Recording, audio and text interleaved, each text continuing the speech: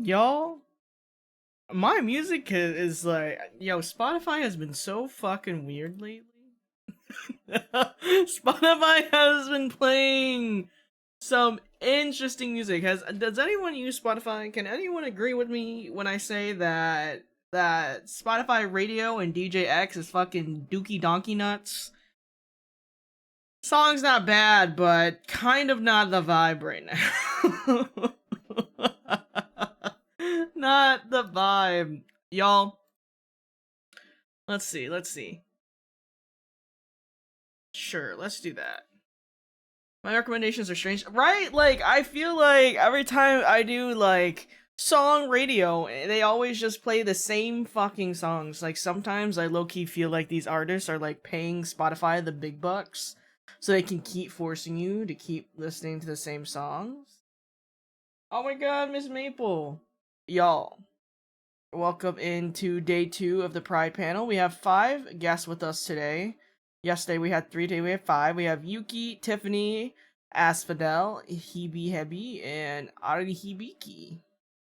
Yo, low-key, my tummy hurts. My tummy fucking hurts, and I don't know why. This is I'm kinda nervy. I don't know why my tummy's hurting like this. Like, my stomach fucking hurts. Oh, I don't know why it hurts. Oh, pray for me, chat. I don't think I ate anything bad. We saw my lunch. I think my body is just like, Yo, my guts are bubbling. Kool-Aid coming back for revenge. You know, funny that you say that. I have a Kool-Aid jammer right next to me. I don't know if you guys can hear me tapping it. Do you think the Kool-Aid is coming back for revenge? Because I haven't even taken a sip yet. But yo, my guts are making fucking backflips or something right now. Oh man. Uh-oh. That's not a good sign. That is not a good sign. Anyways, if you guys are new to the stream today, welcome in. Yesterday we had our first official Pride panel. Today is the second group of people. We're going to be doing the same shebang. We're going to be asking about these guys' experience and kind of talk anything related to Pride. If I can grab my event outline. I should have had that open another monitor. Hold on. There we go. Something. Rip kitten. Yo, I don't know. Yo, my stomach hurts, man. Fuck. Shit. Okay, listen. What if I go to the bathroom? What if I missed stream on stage for like 10 minutes, my internet went out? Ah, shit. Yeah, my internet was out for 6 hours yesterday. I heard it's storming in some places. I know some people's internet is out. But yeah, let me, I will use the bathroom. The bathroom sounds kind of fire. The bathroom sounds kind of great, actually. Sounds like, kind of sounds like a good time, I'm not gonna lie. Don't fall in? Yo, look man, if I shit and die, chat, I trust one of y'all can handle taking care of the stream, right? If I shit and die, can I trust you guys to take care of the stream? Well, you guys wouldn't let me down like that, right? Why does it hurt? Okay, alright, it's okay. I'll let you. Okay, hold on. My guts hurt. Let me use the potty.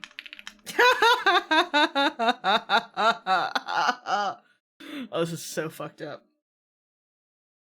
Oh god. I'm gonna be fucking doubled over dying. Oh my god. What is this? What is going on? Okay, it's okay. I'll give you guys some entertainment at least. Where is this? Show up. Okay, alright. I need a shit. I think I need to shit. Oh my god. Oh my god, I'm feeling demons. I'm fucking feeling demons right now. So I just put out Cocomelon. This is the closest to Cocomelon you're gonna get. I sadly don't have a shitting sticker, so we're just gonna pretend this says shitting. We're gonna pretend this says shitting, okay? We're gonna just okay, I'm gonna be right back. Oh, God help me. God, God help me.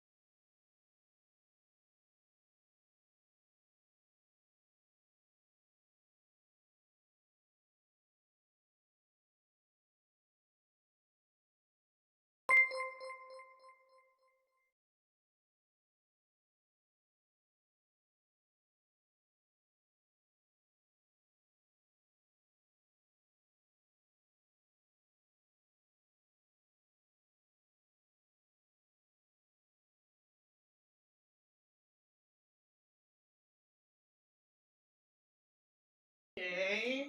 Oh, hello, Miss Maple. Oh, shit. Hmm. Well. Well. Okay. Maybe that was a false alarm. My guts are still gurgling, though. Wait, did I get a raid? Oh, thank you so much for the raid. I agree. Thank you. Welcome in, raiders. My name is Taiga.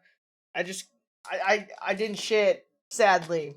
but my stomach still hurts, so I'm gonna take ibuprofen.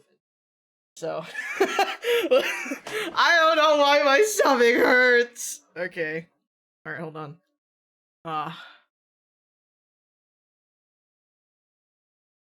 Alright, y'all. Okay. Alright, we're gaming. We'll be okay. Maple, do not look at me like that. I'm already embarrassed enough, okay? Don't look at me like that. Please don't look at me like that. Alright, I'm totally good. I'm totally okie dokie artichokey. Okay. Alright, gamers. Are we ready for our Pride panel? Whoa. Oh my god. Now that I'm sitting down, it hurts still. Watch me have to fucking shit my brains out later. That's gonna be embarrassing. Well, you know what? At least I attempted, right? At least I tried to go. We just popped some ibuprofen, so hopefully the pain curbs itself. But you know, I'm gonna pray for the best at this point. Alrighty, guys, we're gonna invite our homies in. I'm gonna pause the fish game. How do I pause this shit? For counts, right? That's what I'm saying. Alright, so Q is pause. Gonna hide this. Oh, congrats on your kite popsicle. But yeah. Alright. Everything hurts. My brain hurts. My body hurts. my everything hurts. Everything fucking hurts. Alright, let's get into it. Everyone that just joined, welcome to our second day of the Pride panel. I think I've said this 3 times, but like, I feel like, what's the word? Honestly, we're just gonna get the show on the road. I don't know. I feel like I'm not in this plane of existence right now. My brain is just not here. My tummy. Oh boy, I'm alive.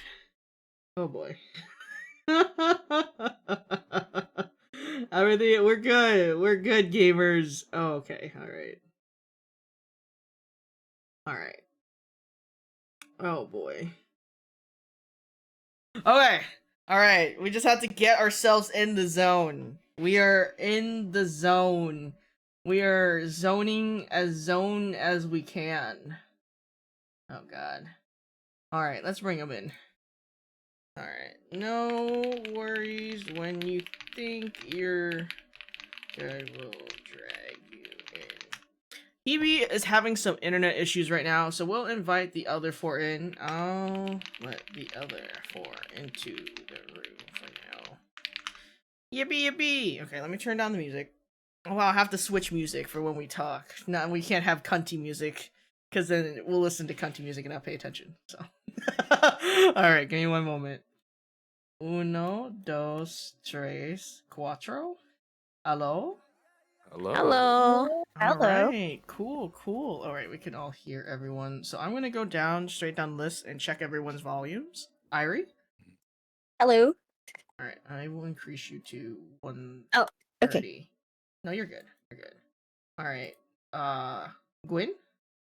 Hello. Okay. 200%'s okay. Tiffany? Hello. Alright, perfect at 100. And then Yuki? Hello. Alright, you're at 200. Alright, perfect. We might have another person join us shortly if their internet comes back. Father, Son, Holy Spirit, sending prayers to Hebe right now, because yesterday I was having a mental breakdown over not having internet for 6 hours. You know, yesterday I asked my brother, I was like, you know, what was it like in the olden days when they didn't have internet? What did they do? What did we do back then? Because I feel like my life is in shambles and we only had no internet for an hour. It was bad. I was coping yesterday. Alrighty, so let me change the music. Do that. Listen to this one. Alrighty. Back then, I know, saying that shit, the olden days. I mean, I used to not have internet, so I don't know why I'm acting like I didn't live in those olden days. I was coping. Oh my god, when your whole job is the internet, and then you don't have the internet, you're kind of just like, well shit, what do I do now? What am I gonna do? Wanted to say a quick hello because getting stuck in the wage cage. Good luck at the wage cage. Before we start, I completely forgot to say. I said this on Twitter, but I forgot to say it on stream. Happy Juneteenth to all of my homies that celebrate Juneteenth. I actually got invited to a barbecue later, so I'll be going to a Juneteenth barbecue later.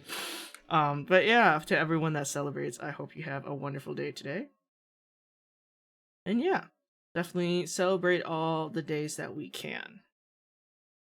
Okay, damn, I'm like going through it because like I can feel my stomach. It's my stomach's trying to play with me right now, and I don't like the games it's trying to play with me. Can your stomach handle a barbecue? That is a damn good fucking question, but am I gonna stop myself from eating mac and cheese, collard greens, barbecue? Absolutely not! We'll figure it out. If I shit myself to death, we'll see what happens. Oh god. Fuck, I want barbecue. Dude. They make some fucking bomb barbecue. I love them to death. Alright. Cleaning up my glasses.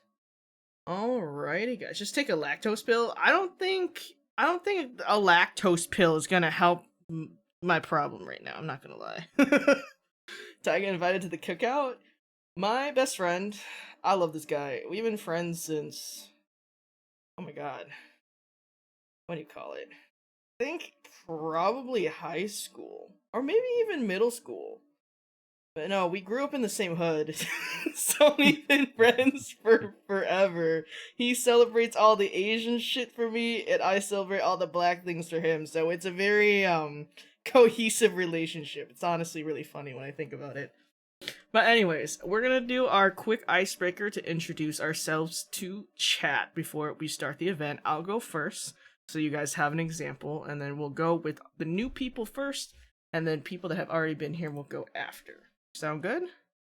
Yeah. Yep. Alrighty. Oh my god. Do I need a burp? Okay, we're good.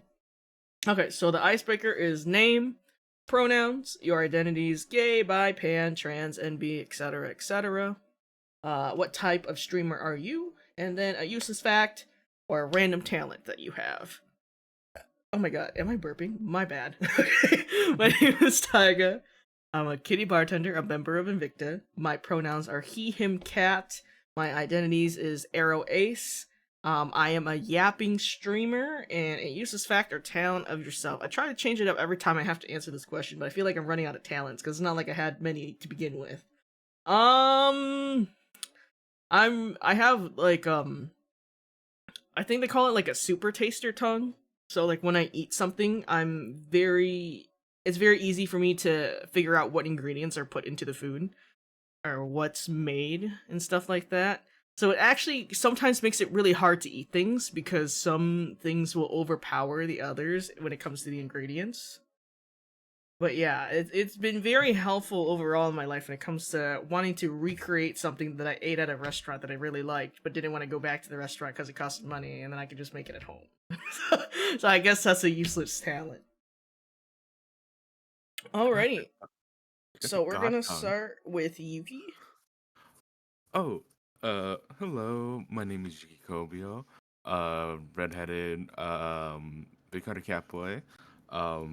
My pronouns are he, they.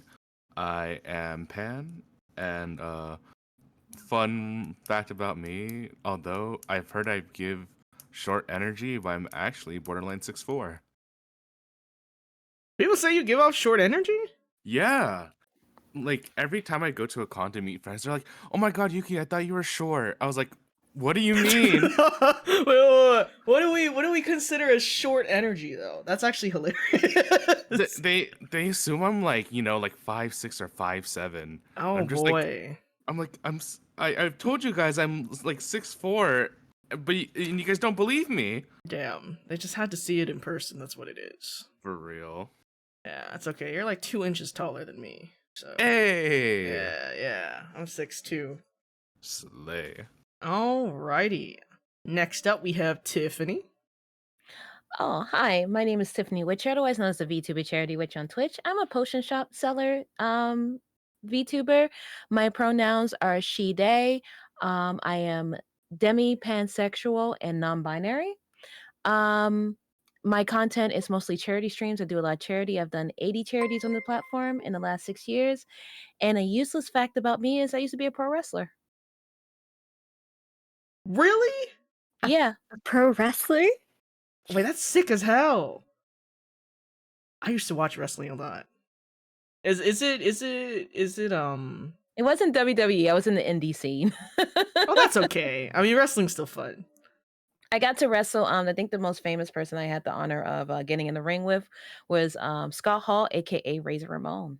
Whoa, that's sick as hell. That's actually an awesome fact. That's really cool. That's really cool.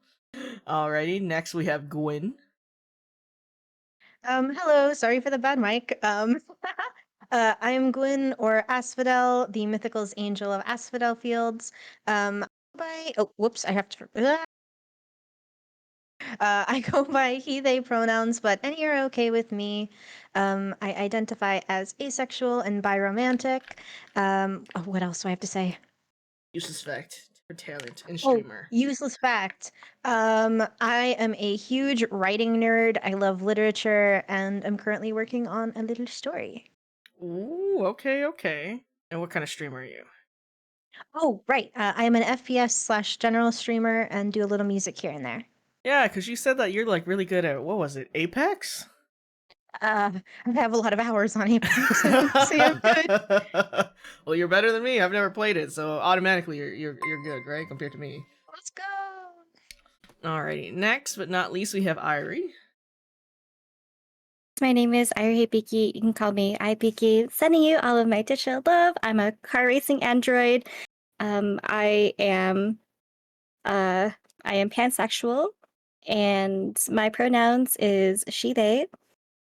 I primarily stream like storyline games, and yeah, one of my useless facts is I'm a boba barista. Just know how to make a lot of boba, I guess. Balls in my mouth. Balls in your mouth. You know, honestly, if any Final Fantasy players out there, if you guys saw the fucking Gong Cha thing where you have to buy 3 Final Fantasy boba drinks to get the mount, I'm having a meltdown because I do not drink boba. But I also think it's kind of crazy for them to expect us to buy 3 drinks in one order for one person for a mount. Nah, you But- gotta be insane for that. That's what I'm saying, right? Like, I can, like, accept, like, 1 drink, but I looked at the drinks and they look terrible.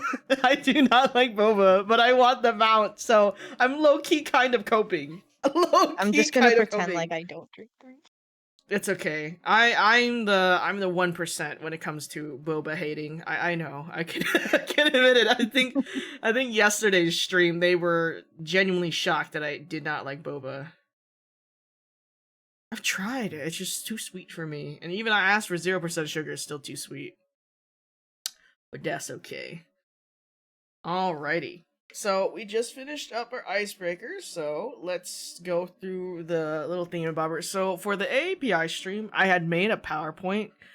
This time around, I opted to not do a PowerPoint. 1, to save my own sanity. And 2, I felt like the LGBTQIA plus space is so much more broad than AAPI, because I think like when it came to AAPI, we were able to kind of dissect it in key points, but when it comes to the spectrum of LGBT, we just have a lot more things that we can talk about. So I do have like a little guideline what we'll go throughout our time together, but if there's definitely other specific things you guys would like to discuss, we'll definitely go into it. Sound good? Yep, sounds good. Alrighty. So for let me look at the list. Okay, we did that. Alright, so we're gonna start out with coming out stories. How did you figure out your identity?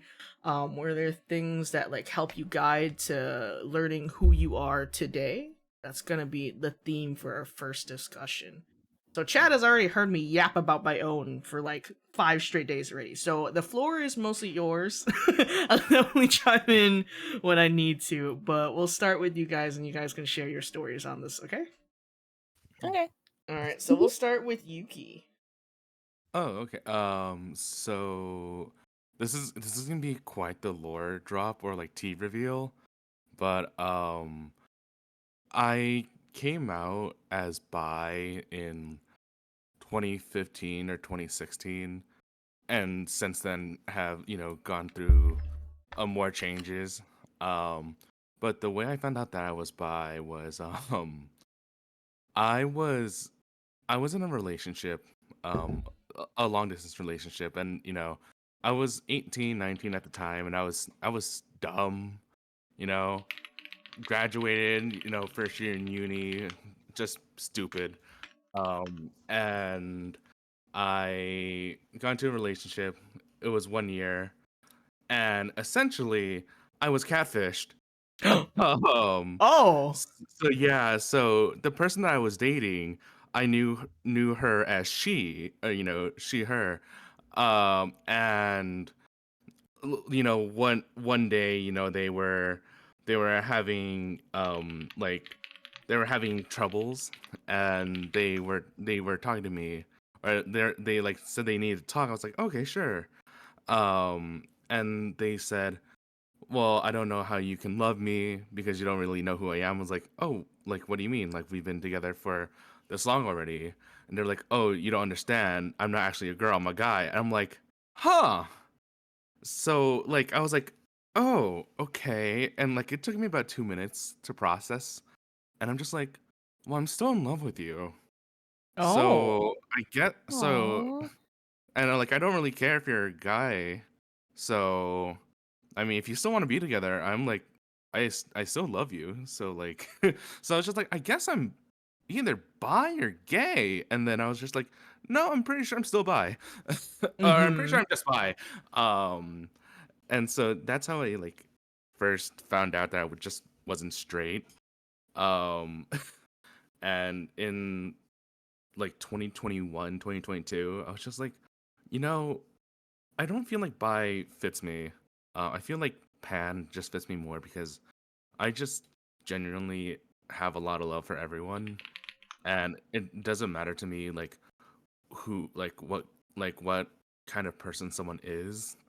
If they're just a good person, then I'll be able to just be in love with them. So yeah. Wow.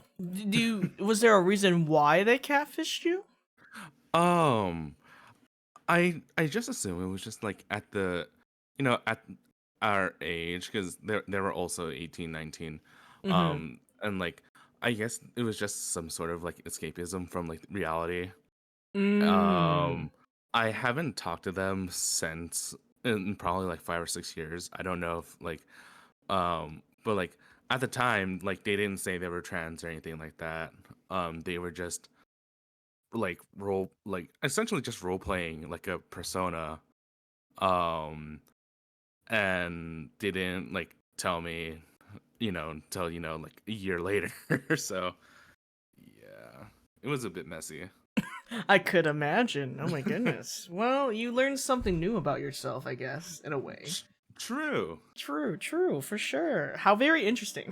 that is kind of crazy. I think like I'd probably be in the same boat where I probably wouldn't care what gender or sex they were, but I would care about them lying to me. If that makes sense. Like I would just be like, I think I would have preferred you to be honest, but I don't know. That's definitely murky waters to discuss. Yeah. No worries. All right. How about you, Tiffany? Um, my story's kind of funny. So, I watched a lot of Power Rangers growing up, Okay. and I realized that I was least into girls and guys when I was very young. Is when I would look at Kimberly and Tommy standing side by side, Oh, okay. and I was like, "Oh, they're both pretty. I really like them." And I didn't really dress as a kid. I hated dressing feminine. I hated the idea of it. My mother would like comply and like, and do things like that and like give me like more gender neutral clothing. Um, so growing up, I couldn't really say how I felt because I was raised in basically a Southern Baptist church. so Okay, okay. so I had to keep those things a wee bit private. Um, but it wasn't really I didn't really come out until I was like teenager, probably 17-ish. Mm-hmm. And I came out and I realized that, oh, I like guys and girls. Had a girlfriend when I was a teenager. We were very secretive. Um, but I like guys and girls. And then I was like, oh, but I am attached. Like when I'm attached to someone, I'm attached. I'm like, I don't look at anyone else in any way. So I don't get any romantic feelings. And wasn't until I was like 3 years ago I realized someone was like, Tiffany, I think you're Demi. And I'm like, what's Demi? Mm-hmm. And they were like, oh, it's when like you love someone, but you just love that person. You're just on that person. And I was like, oh, okay. And I was like, I don't care what you look like or anything like that. If I feel emotions towards you and you are I'm officially your parasite. I didn't realize I was non-binary till probably a year and a half ago when I got annoyed at someone constantly saying she. I was like, can you just say they? And they were like, are you trans? I was like, no, I just don't like hearing she all the time.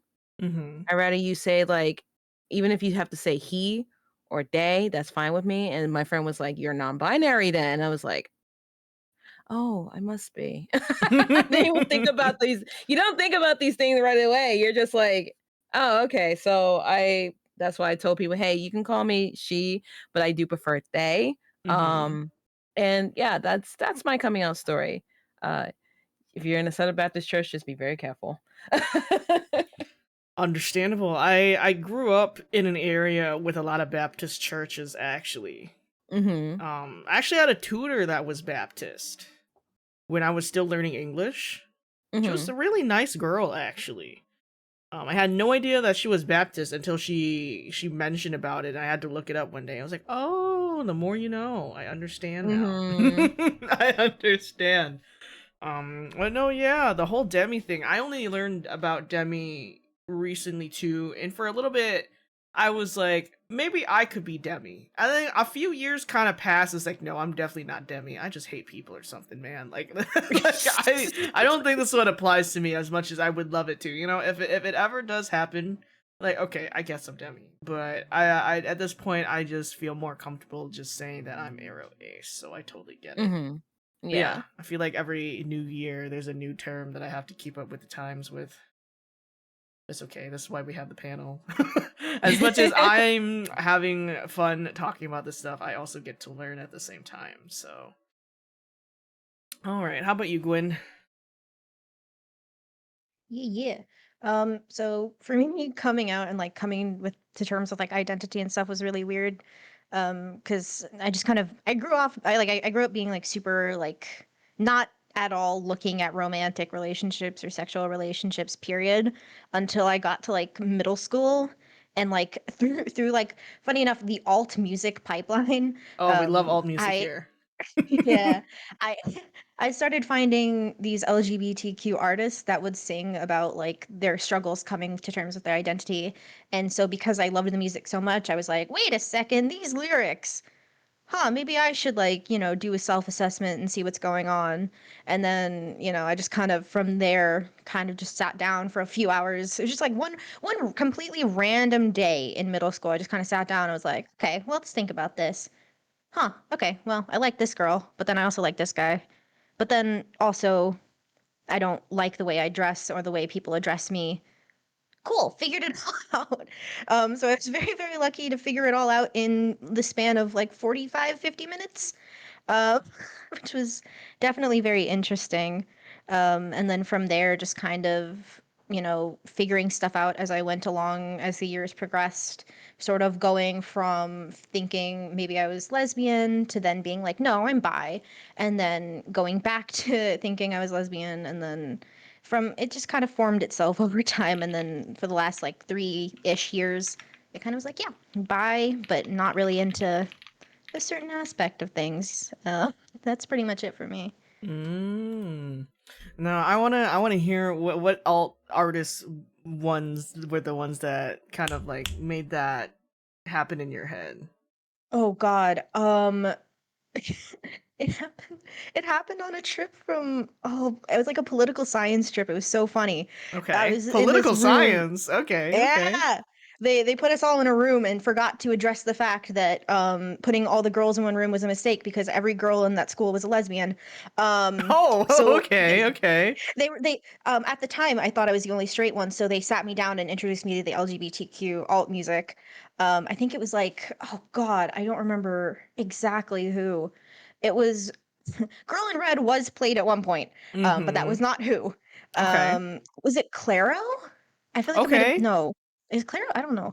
I can't remember the exact artist name, but it was along like it would be played in a playlist with Girl in Red, Claro, just super generic like 2015 like LGBTQ alt music playlist that you would find on like Pandora or something. If you were like go on Pandora and like, which I don't actually know exists anymore, and like looked up LGBTQ alt music, I'm pretty sure you'd find it there.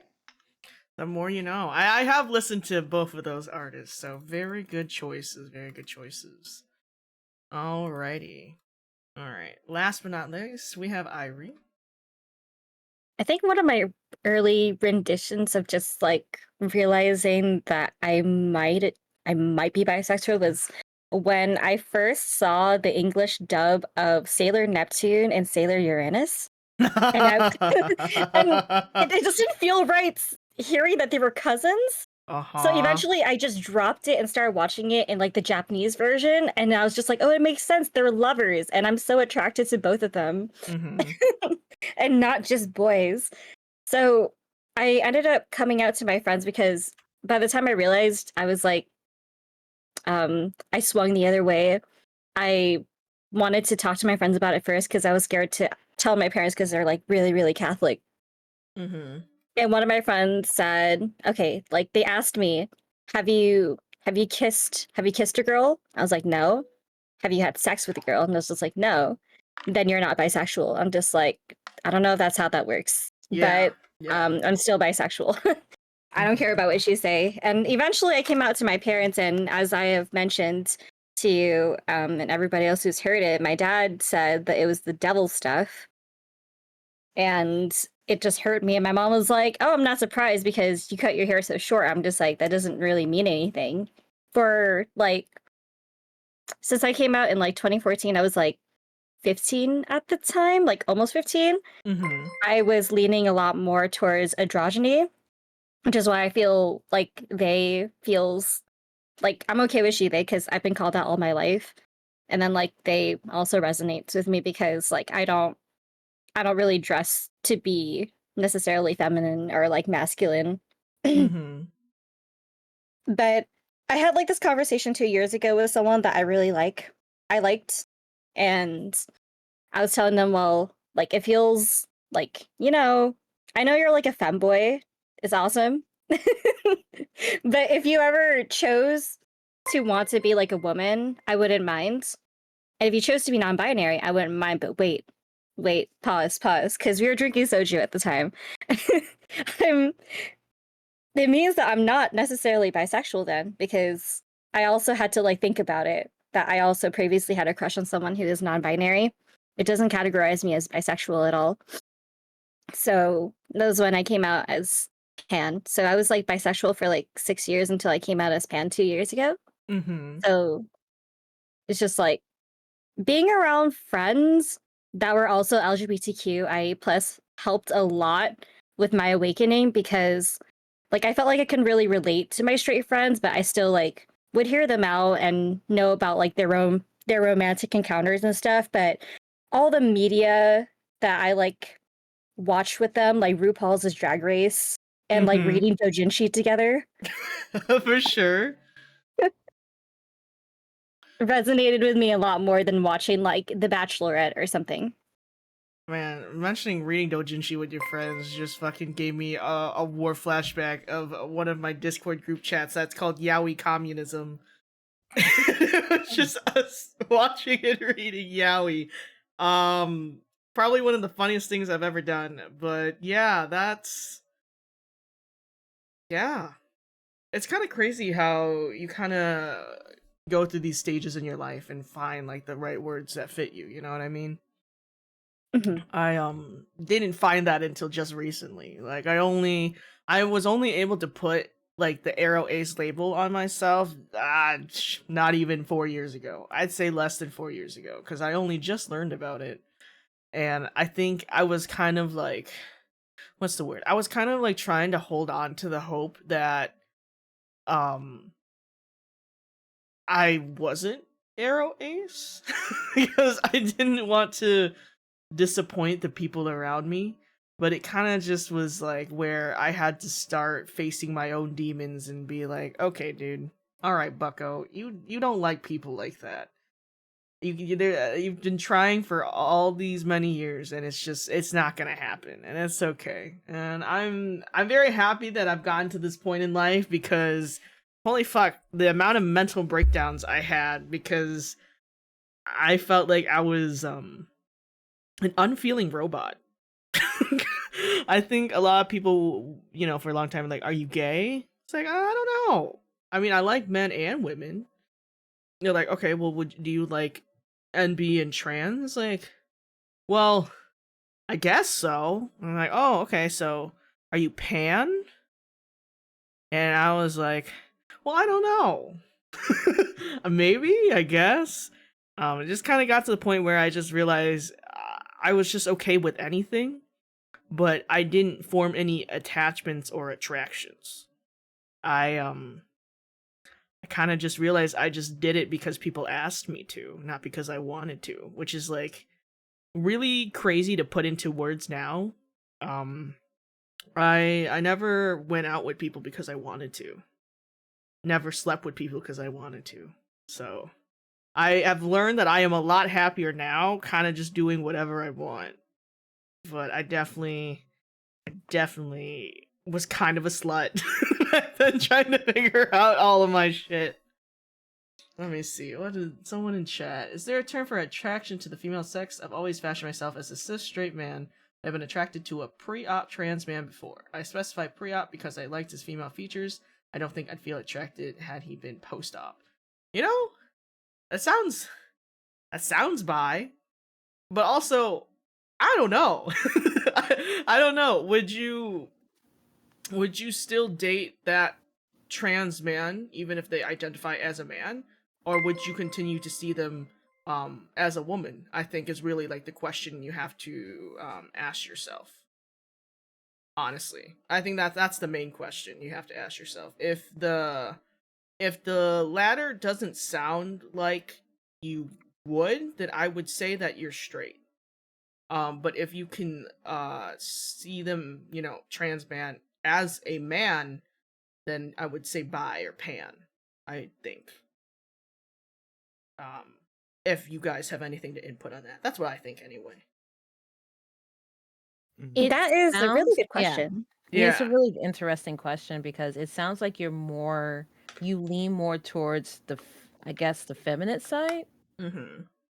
And that could go under the pan umbrella in a sense. You just lean towards more that side, you know, or the bi Mhm. umbrella, but it sounds a little complicated at the same time. Yeah, I think that's definitely a lot of complicated feelings. I think I'd make him feel uncomfortable for liking the features that he hated. I never do that to him, and that's fair. I think that's really mature of you to know and see those feelings. I think that's really awesome of you to know that actually. I am wholeheartedly sorry that I don't feel like I can give you a good enough answer for your question. But I really would think because I know yesterday's panel there was a guest that was bisexual male leaning where they considered them bisexual and they liked both genders, but they definitely lean towards male preference. Like I know that's also an option for you. But I think also you might have to think about like is it only this person that you felt that way towards, or have you seen this with other people that are also like under that same umbrella or in that same area of interest. I know like it kind of gets into murky waters sometimes, right? When it comes to sex and then it comes to gender. So I feel like that's an even bigger topic to go into and really kind of discuss with that person if you are looking to have a relationship with them, or vice versa and stuff like that. I think that's just something that I feel like would be best to bring up with that person if you guys have mutual feelings with each other. If that makes sense. Hopefully. Hopefully I'm not jibber jabbering.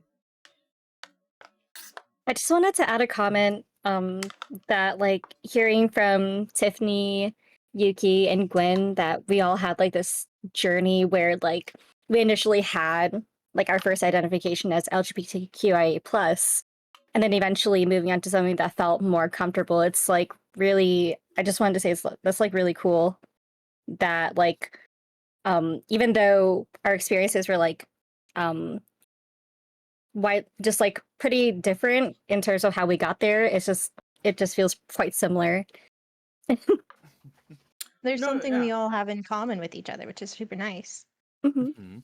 No, yeah, Like, we have shared definitely. experiences. At the end of day, right? Like labels are there to help you, okay? Like they're not like an end all be all to who you are as a person, and they can change over time. You know what I mean?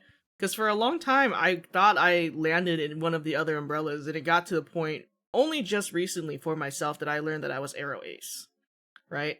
But the asexual umbrella is so wide because there's people that are repulsed by sex and there's people that are okay with sex. I fall into the latter. It's one of those things where I don't think that you have to put a label on your feelings, okay? Because sometimes you can't put words on things such as feelings. They kind of just happen. You kind of just live through them, you know what I mean? Mhm.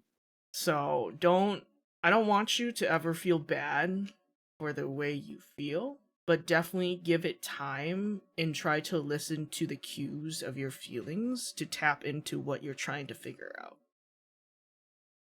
Yep. Yep. One way to narrow it down would to understand what they identify as. Also, it could be specific to that person, not another who is similarly identifies. And that's really true. Like, I have a really good friend, who is a trans man, but they are post-op. I'm pretty sure post-op means before like the whole like surgery down under, pretty sure. And I did ask him if he ever wanted to do that, and he said no. He only did the top, he just didn't do the bottom. So at the same time, kind of just depends on the person, you know what I mean? Never hurts to try to talk to them. I just wanted to bring it up because bring up something that is kind of a part of the topic that Dektrek brought up, which is like how a person would be. What's like the term that you would consider like the identity of someone who's straight and also someone who is bisexual. I feel like that like some people get so confused about it because now in our day and age we have a lot of transgender individuals who are either, trans female, trans males. I feel like people get confused that like transgender aren't a part of the term, which I've like disagreed with, because once they identify as female or male, it just means that like if you're straight and the person is trans female, it means that you're still straight, or vice versa. And for bisexual, it the same if you like both genders with either of those gender identities. That's true, huh? Mhm. It definitely gets into very murky waters. Like it's one of those things where I feel like you have to ask the person how they feel about it. Because to me, like if I am dating a trans woman and I wasn't like any under umbrella and I identify as a man, I would just say I'm straight, right? Because they are a woman. But I know not everyone shares that same opinions, but it's Yeah, I've definitely. What's up? Sorry. No, go ahead. Oh, I've been in that exact situation with a partner that was like straight and was very vehemently like straight. Like he refused to even acknowledge that there was even another possibility, and being genderqueer was like very scary for him alone. So I can imagine it's like it's a difficult thing to go into because when something like that, you know, when someone's trans and their partner is straight, it can be confusing on both ends because when you're the person that's trans and your partner has to deliberate which one, what community they now have to identify with, it can also sort of reflect on you and make you feel as though, you know, you have to now be identified as another. It's a kind of like a weird situation, and it's very, very slippery, very subjective, I guess. You know, it's really interesting that we're on this topic because I watched a YouTube video yesterday. Actually, it was a Cody Ko video reacting to a video. So it was watching a video of a video of a video. But I ended up watching the video on my own also. But it was like a Jubilee Truth thingy-mabobber. And there was 3 couples. The 2 other couples were fucking shitheads, evil people, absolutely awful, toxic bastards. But the first couple was a straight man and a trans woman. And genuinely, the straight man, I shit you not, I have never met, well, honestly, rather not met, seen a man so secure in his masculinity. Okay, and he's I'm straight. I'm dating a trans girl, but she's a woman. She's a woman in my eyes, and that's all that matters. You know what I mean? Mm-hmm. So, at the end of the day, I think it's all about you. You know, it's all about you, the other person, you guys as a couple, and really just, you guys just have to talk about. Like, I watched that video and I was like, damn, now that's an ally. You know what I mean? It's really funny because when you watch the video, you probably think he's like the biggest douche there because he's shirtless, but he was actually the sweetest human being I've seen in a very long time. But yeah, hopefully that answered your questions or at least gave you some food for thought. We'll go into our next topic to break the mood a little bit. I added this as a fun little topic breaker because I always think this is really funny to see everyone's choices to the question.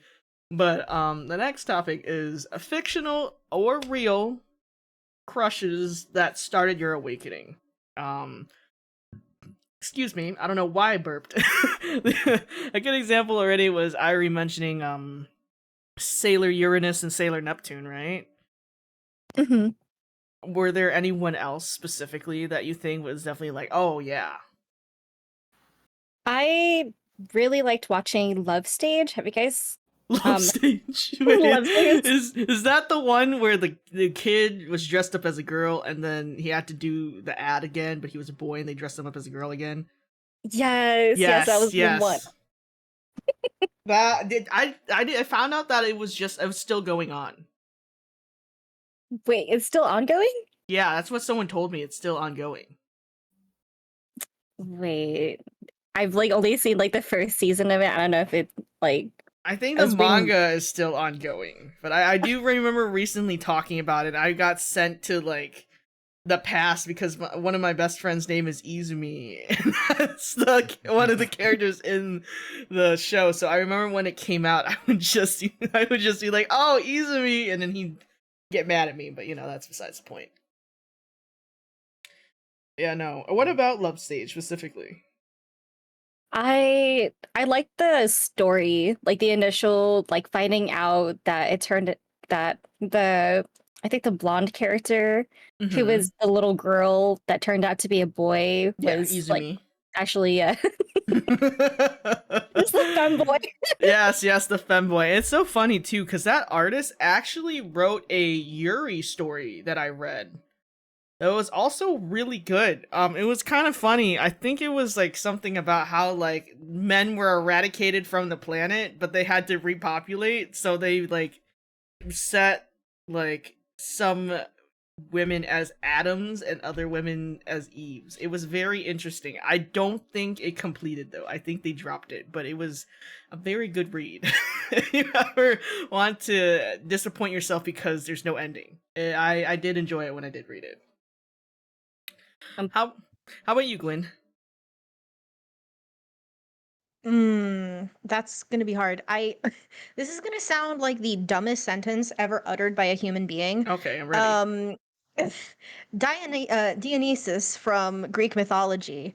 Um, I'm not talking about like a representation of him in like a game. I mean like a literal piece of fiction, like a history book talking about it. Was my awakening in many a way. There was just this one incredible illustration, because Dionysus was sort of raised as a girl to protect him, and kind of became like a a patron of genderqueer identities. And I kind of was like, oh my god, wait, that's so wow, okay. Like tucking my hair behind my ear, like, okay. And the illustrations of both were very much so like, ooh. Um, it was a very abnormal. When you said Dionysus, I was like, oh, Dionysus from Hades. And then Oh, not this game was representation. And I was like, oh, Dionysus from Persona 5?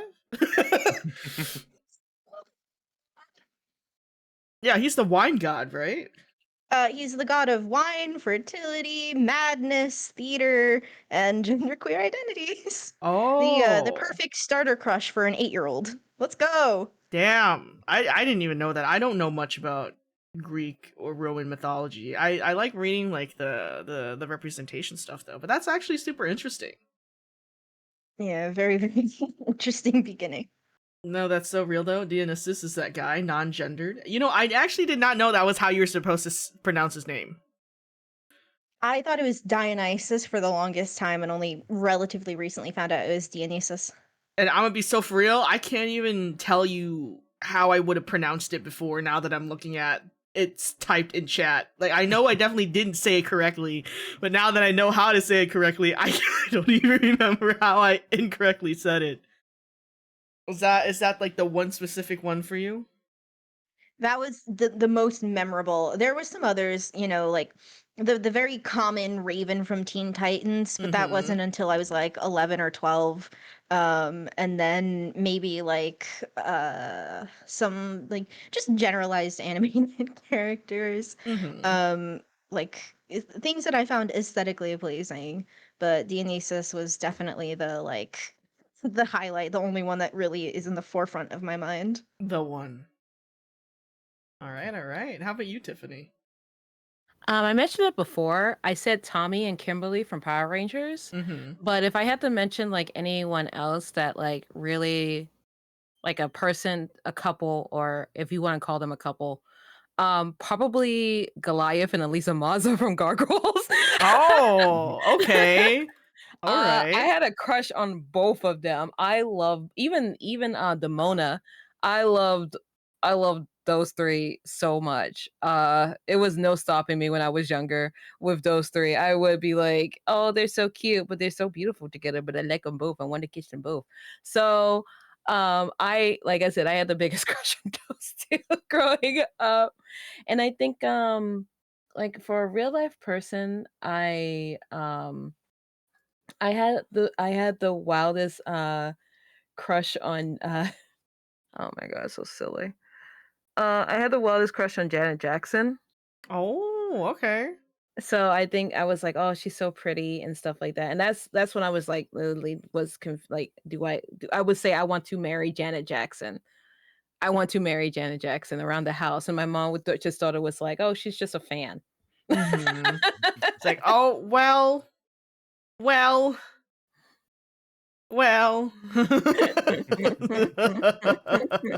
Understood. How about you, Yuki?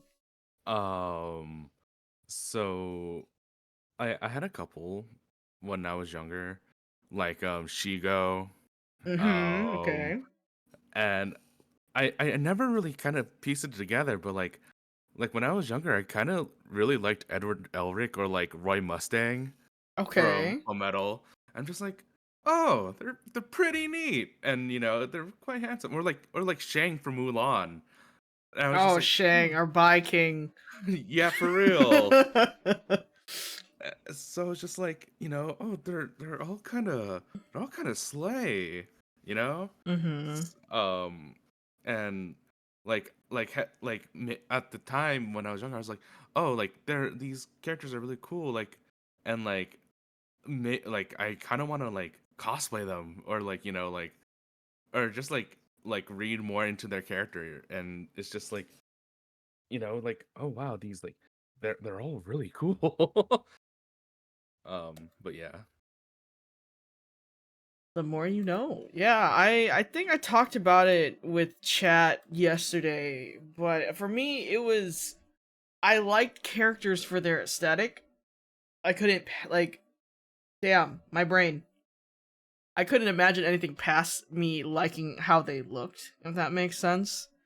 So, but we did notice a pattern that I liked my men dumb and I liked my women really smart. like one of the first female characters that I was definitely desperately like I loved so much was Elle Woods from Legally Blonde. And I don't know if it was just because she's such a boss lady, but I mean I think Reese Witherspoon is just really pretty in general. But definitely Elle Woods was like hands down for me. Nanami from JJK, all my chat knows how obsessed I am with Nanami. I don't even know why I am. I think the reason why I like him so much is because he has a really good personality. He's like one of the best characters in JJK, and he's not a bastard, which is why I also really like him. But other than that, it was mostly just because of looks. Like I loved Shiro and Keith, Voltron. I love Princess Allura from Voltron. Shigo is a very goated choice. I definitely love Shigo. Oh my god. Shigo had no right being so beautiful as an animated character. I was like, Right? damn, real people don't look like this. Real people do not look like this. I love Danny Phantom, Raven. Ooh. Think like I definitely liked cartoons, and then I would see real people, and I was like, maybe there is something wrong with me. I mean, yep. Yeah, Nanami is a very good guy. When I was younger, there was this one live action Peter Pan, and I thought he was so cute. He's still gorgeous now. Peter Pan. I don't think I've ever watched Peter Pan in my entire life. I don't like I'm thinking about it. I don't think I've ever watched it. Yeah, I don't think I've ever watched Peter Pan. I just recently watched Captain Hook, though, which I think is not the same as Peter Pan. But that was a good movie. It's aesthetic and emotional attraction versus romantic attraction in full swing, for sure. Just reminded me of Lotor? Lotor? Is that how to fucking say his name? Yeah, no, he was a good character too. Hook from the 90s? Yes, Hook from the 90s. It was a good movie. I really liked that. It was a really good one. Oh, with Robin Williams? Yeah, I think so. Are you talking about Rufio? No, actually I have no idea. I just remember watching a movie that was live action, and I'm pretty sure it was Peter Pan, and he was older, and they like brought him back.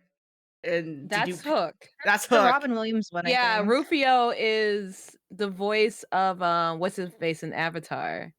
Oh, is that like wait, Dante Avatar? Brasco. Dante man. Brasco, yeah. Oh man, Julia Roberts was Tinkerbell. Yes, that's Yeah, the she movie. was. Yeah. I'm really bad when it comes to names. I just remember like the basic plot line, but that was about it. Alright, so the next thing on the agenda is relationship talks, family, romantic, or platonic. So this one kind of really just depends on what you guys want to talk about specifically. For me personally, I have never had romantic relations, so I cannot speak on romantic. But I do have a lot of like familial things that definitely kind of put my sexuality into perspective, and same with like just like platonic friendships and all that. So we'll start with Tiffany this time around. Okay. So like I mentioned earlier, I came from a very Christian background. Mm-hmm. So I don't really talk to my family about that stuff, but I do have a longtime partner of 14 years. We met on World of Warcraft, so we didn't know what each other looked like. Actually, the funny thing is, he thought I was a guy for the longest Oh, time. okay. No. um, but he's very supportive of, especially, he corrects people. He knows, he's like, How are you feeling today? Are you feeling more day? Are you feeling more she? I go, I feel more day. So if there's a conversation with a friend, he will be swift to correct them. Mm-hmm.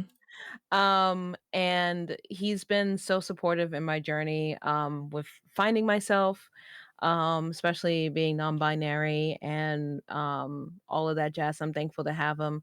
Also have a lot of friends in the LGBTQ, which is really awesome to have, that are very accepting of me, which makes me feel very happy. But yeah, I think I got lucky.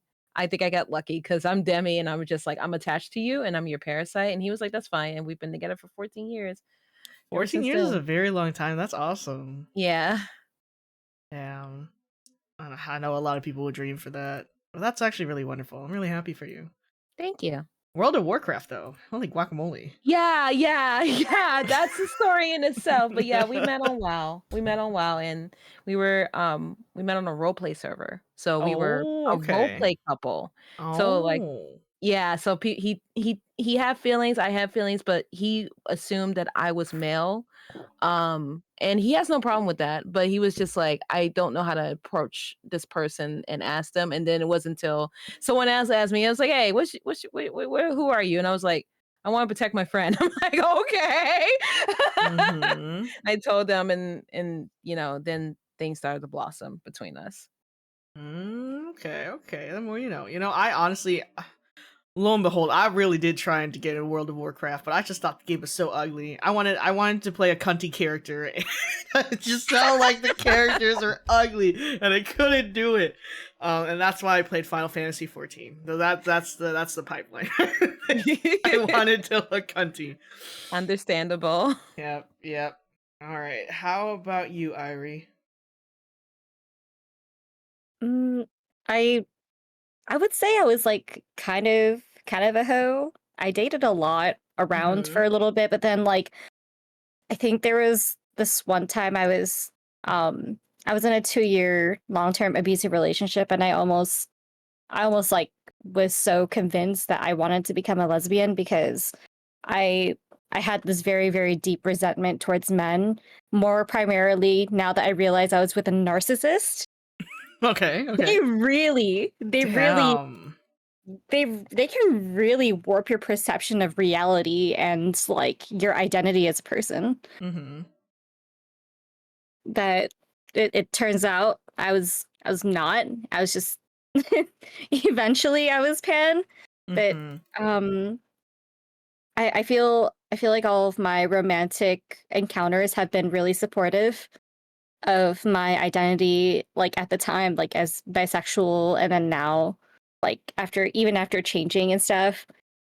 Um, is there more to the question in terms of like romantic encounters? Oh, it was romantic, familial, or platonic, or anything that like pointed you into like your sexuality now. Oh, it was definitely romantic encounters. Um, I I would say I love all genders, so even the women I was like also seeing were also really really supportive, but they were primarily lesbian, or they were like open relationships wanting to experiment and stuff. And Mm-hmm. like, do y'all ever feel like some open relationships like are like a recipe for disaster? Because I'm like a really jealous person. I'm like so possessive. I can't. You do not want me to answer that. I've seen so many things. I'm Wait, no, please honestly, do I'm tell- curious. No, definitely, we're definitely welcome to get into it. Me personally, I have no issue with it, but I feel like it requires you to have such like clear set boundaries, and it has to be equal on both sides. I know a few relationships where they have made their open relationships work, right? But I think I think a lot of people, I'm not saying you guys, I'm just saying just in general, that a lot of people confuse like open relationships with poly relationships, right? 100%. Yeah. Mhm. That's exactly what I've seen. So like I'm on the older side, And I have friends who are in poly relationships, and I literally witnessed in 4K an argument between two friends, uh, sh- because poly is more of a trust system. Yes. You need to inform your other partners. You need to have communication with your other partners. And I had to witness a friend going, "Oh yeah, I hooked up with this person," and watching the partner literally turn red in the face in anger. And I was like, "Well, why didn't you talk to me about this?" And I was like, "Oh no." Oh no.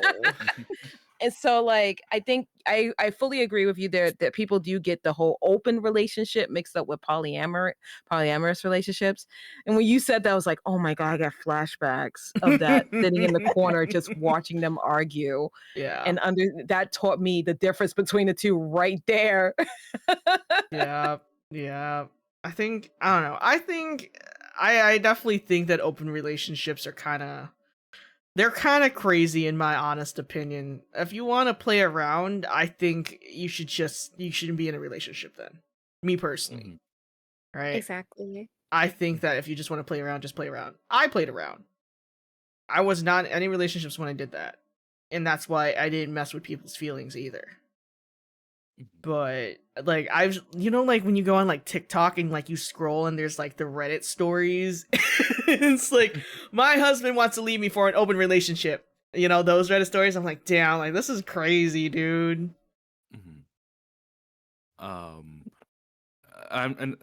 what I'm about to say is coming from someone who was in a poly relationship and thought I was poly. Mm-hmm. And since then, because when I first started my relationship, my partner and I, we both identified as poly and pan, and like over 2 years, we just decided to just become more like just more exclusive and just monogamous. Mm-hmm. But like, of course, we had talks about polyamory and possible like inclusion of other partners. And yeah, it's a lot of trust, and it's also a lot of communication, a lot of boundary setting, and I do believe that polyamorous like relationships can work, but I also do believe that there are a lot of people that do mistake like open relationships and polyamory and just end up hurting like their partner. Oh yeah. And so like I hopefully over time people will realize that like polyamorous relationships do need a lot of like communication, trust, and boundary settings, and like but in general I do believe that they can work. Yeah. I'm in the same boat because, like I said, I have a ton of friends that are polyamorous, and they're doing just fine, right? But like the main difference with them is that they're not open. It's just those, 3 or 4 of them, and they're all together. Mm-hmm.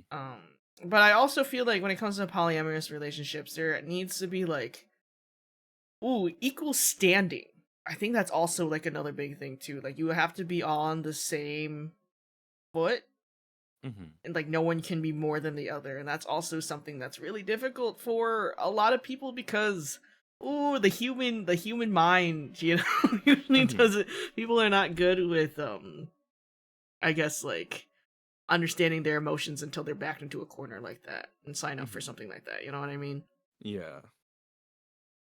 Me personally, I don't think I could ever do that. I'd rather at that point I'd rather just be alone. I don't think I can handle. I could barely handle myself. Okay, so imagining having to handle someone more than one is kind of crazy sauce to me. Me dealing with Mm-hmm. my own cats is already enough work. So, did you have anything you wanted to say about it, Gwen? Sorry. Oh no, you're okay. Sorry. Regarding relationships, I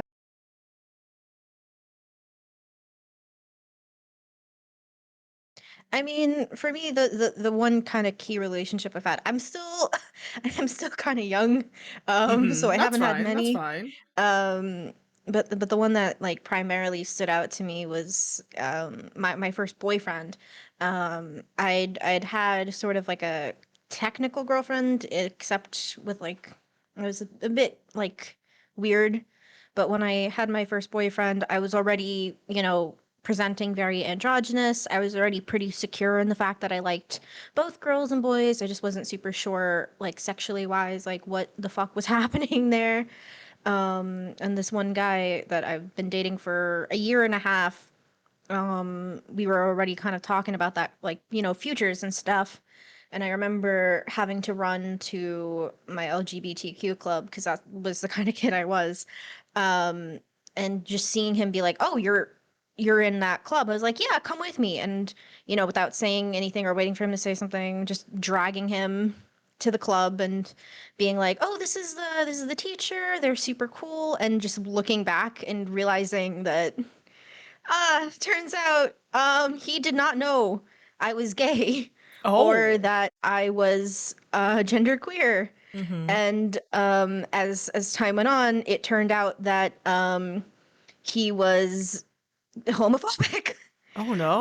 Oh, damn. And Mhm. having to acknowledge that and being like, wait, so you're this whole time I've been dating some. This is what I talked about this briefly earlier. Having a partner come that's like painfully set in their identity, finding out that this whole time they'd been dating someone that was genderqueer, and then me being like, well, I've been very open about this. I literally introduce myself with they them pronouns, and they're like, oh, well, I thought it was just like a little thing, and having to basically navigate through that situation was weird because I didn't feel like I had to, I guess, think about that in a relationship, and that Mm-hmm. kind of was like a big eye opener of like, okay, note to self, communicate right off the bat. Holy shit. That's pretty much the only experience I have because still young. Let's go. Enjoy your youth. For real. Enjoy. My God. Not looking forward to Enjoy it while you can. I It just will be want- strained from you after 35. Oh my god. Uh, I bent to touch my toes this morning and I just was like, I don't know if I can go back up. This hurts. Everything hurts. I'm dying. I was no. not having a good time this morning. But yeah, no, that's totally okay. Me personally, okay, I did not have a what do you call it? I didn't have a lot of relationships in high school. I only started going outside of my box in college. One, because I think my mom really distilled the no dating till marriage, and I would argue, well, you can't marry someone until you date them, but that's kind of whatever. That's besides the point for my mother. But I didn't really start to experiment until after high school because at the end of the day, in high school you don't really have anything. Okay, you're still a teen. You probably don't have a car. You probably don't have a job, and you legally shouldn't be doing a lot of things. So to answer someone's question, I recommend only really doing that soul searching once you get to college or at it as an adult. Just to answer someone's question I saw in chat. But for myself, I definitely tried. I went on so many dates. So many. I actually have so many really funny stories about a lot of crazy dates. But I just kept trying because I was just hoping like someone would click for like a really, really long time. And I never did. And it sucked so bad because I kept breaking so many people's hearts because I wouldn't be able to reciprocate the feelings that they had for me. And like at the same time, I think I talked about this in the AAPI panel, and it was just I wonder if I wasn't raised in the environment that I was raised in, if I would be more open to love and relationships and stuff like that. I think that because the role models I had in my life were so god fucking awful, I built such strong walls around my mind and my heart that it put me in the situation where I can't imagine anything other than not having it. So the amount of times that I would go on dates or sleep around with people, it just kind of came to a point where I just realized that I was just I was just beating a dead bush at that point, you know what I mean? So it's tough to get to that point because I just kept deluding myself. I had a mental breakdown about it, and I was like, why can't I fall in love with people like other people do? I remember there was this one girl in high school. Oh my god, I remember her from freshman to senior year. I think this girl went through like 20 boyfriends. Oh my. And she sat at my lunch table. We were not friends though, because I called her a major slut. I remember this very vividly. I called her a major A slut because she literally slept with everyone at our table in the span of 4 years.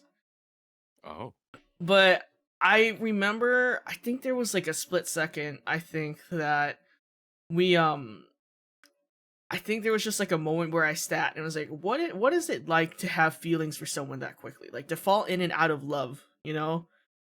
And I kind of like, at the time, I thought that she was a slut, but then I like kind of like rationalized it as an adult and kind of just realized that she was probably just trying to find love herself, whether or not it was at the age that she should have been and the environment that she was raised in, right?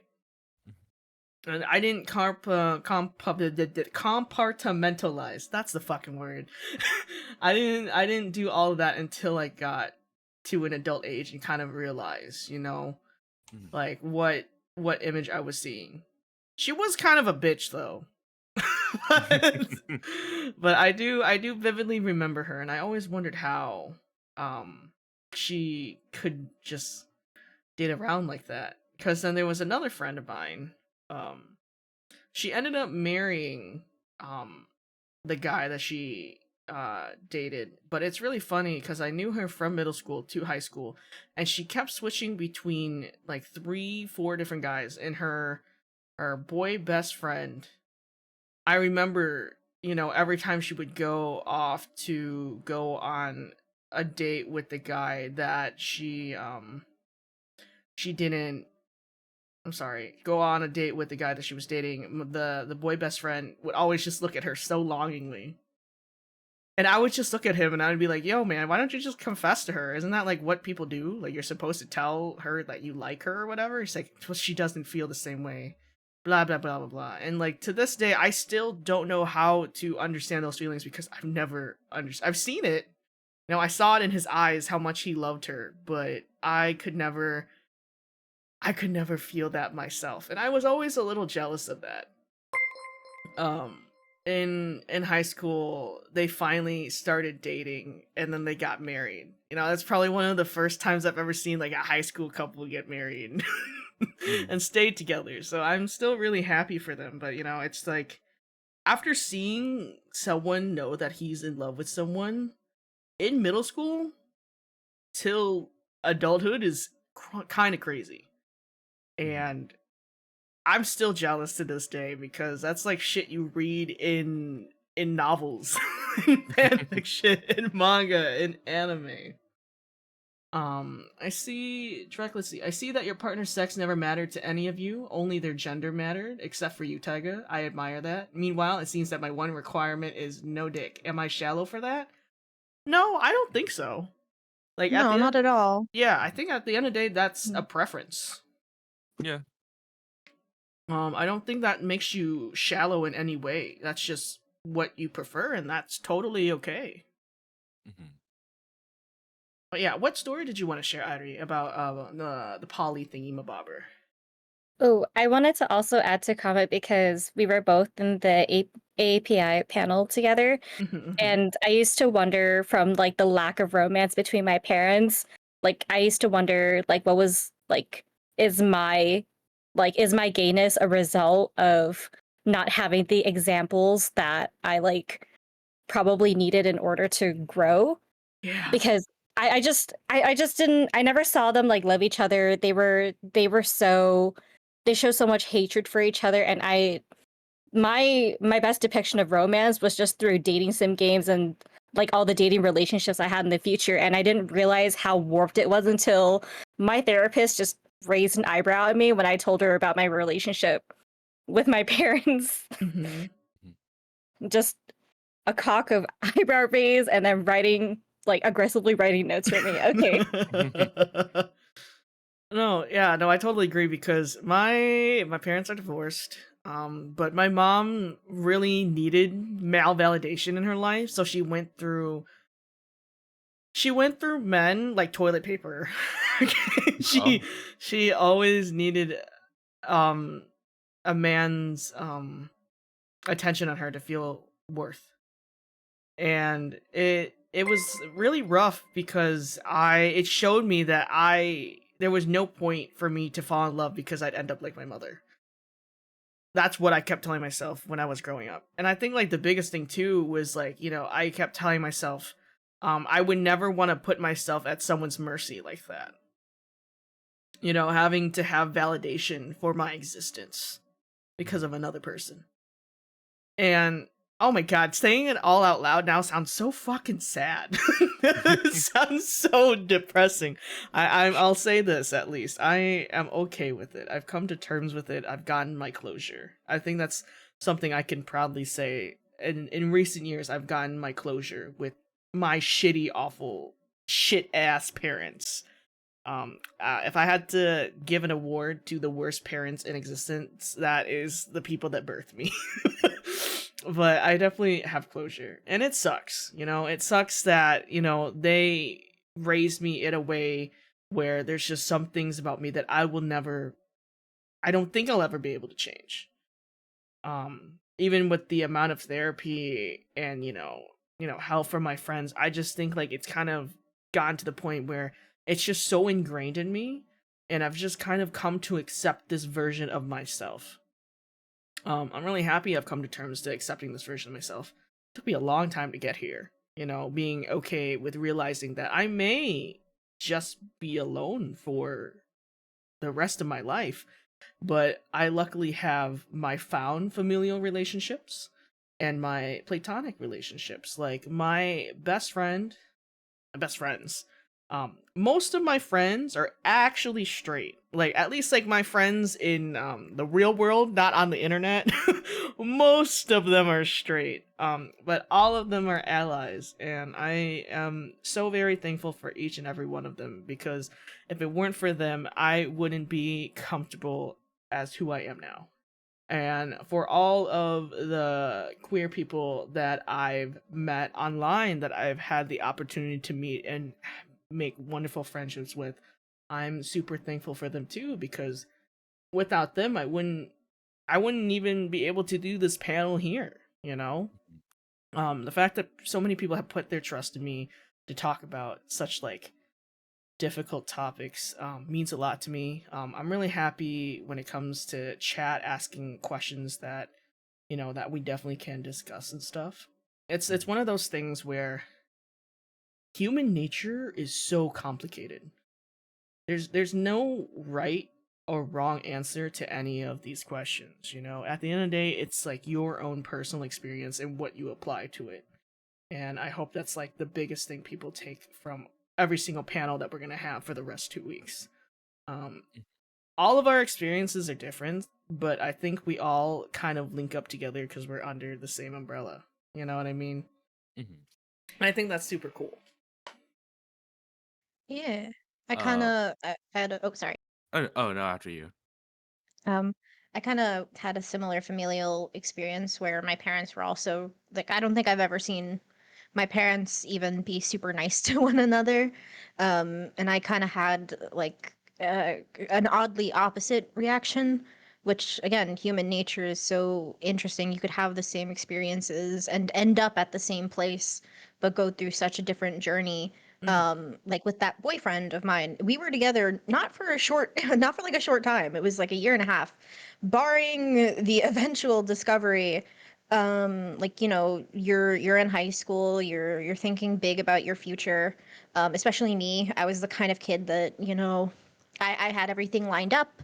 I was going to do this and make a family that would never feel the way that I did, and sort of embraced the fact that I could do better and try my best. And sort of form like a new life for myself and make sure that those kids grew up hearing about all those different ways of life that can bring happiness and stuff. And it's just kind of really cool seeing that, you know, you could go through such similar experiences and have different types of, you know, hurdles through the way and still end up in a place where you're okay. And it's nice to see, I For guess. sure, for sure. I think that at the end of the day, as many diverging paths we all can take, we still can end up at the same ending point, you know? Mhm. Blood is not thicker than water, and that's facts because lo and behold, fuck my family. I only care about my siblings, and that's about it.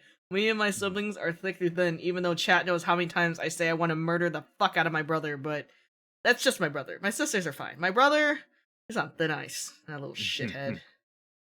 But he's gonna carry the bloodline because the rest of us are queer and he's the only straight one, so I have to keep him alive, I guess. I have to keep him alive legally. I never knew what real, and I meant real love is until I met my fiance. He met me when I was a she/her bisexual and is still with me as a bi-gender demi-pan person. And every day I'm so happy and grateful to have such a supportive man in my life. And that's really sweet. That's super awesome. I think one of the best things about growing up in this era is the fact that we're able to talk about this shit. You know, the fact that I'm able to have a stream about this stuff and we can actually like discuss and dissect this shit, because let it be known, in high school I would not be talking about this shit. I would be bottling it up and waiting until I could afford therapy. You know what I mean?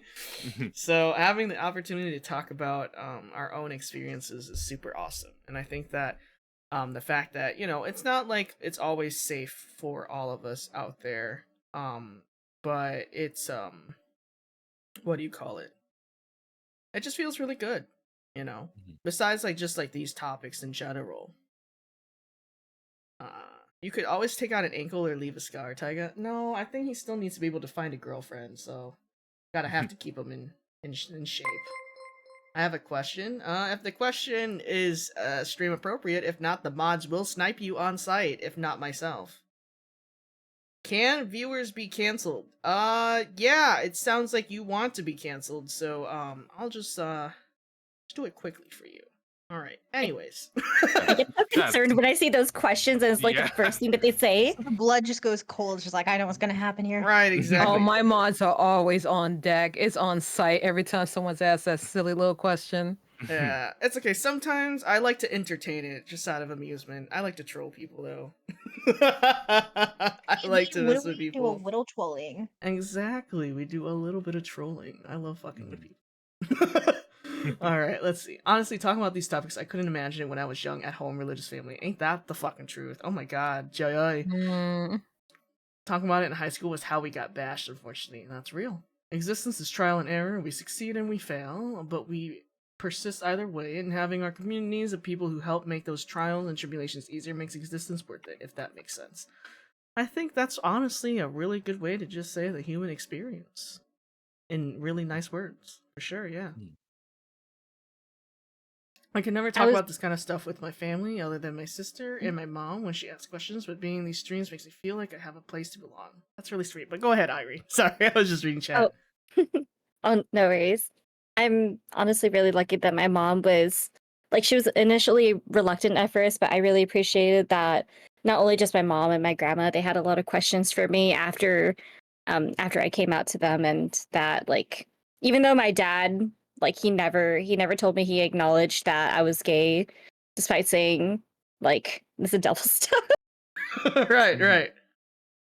But at least familiar wise, I'm just really grateful that at least I had them in my life, and then them accepting my like more androgynous identity was in the cards, because my mom used to make me wear dresses as a kid, and I hated it. I couldn't wear them. But now I'm like more comfortable with it. I don't know why. Maybe it's just maybe it was because of my teenage angst that I was like, I'm done with these dresses.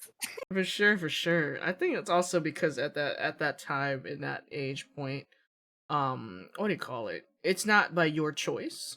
I think, you know, as an adult now, you can make those choices for yourself and it's not forced upon you.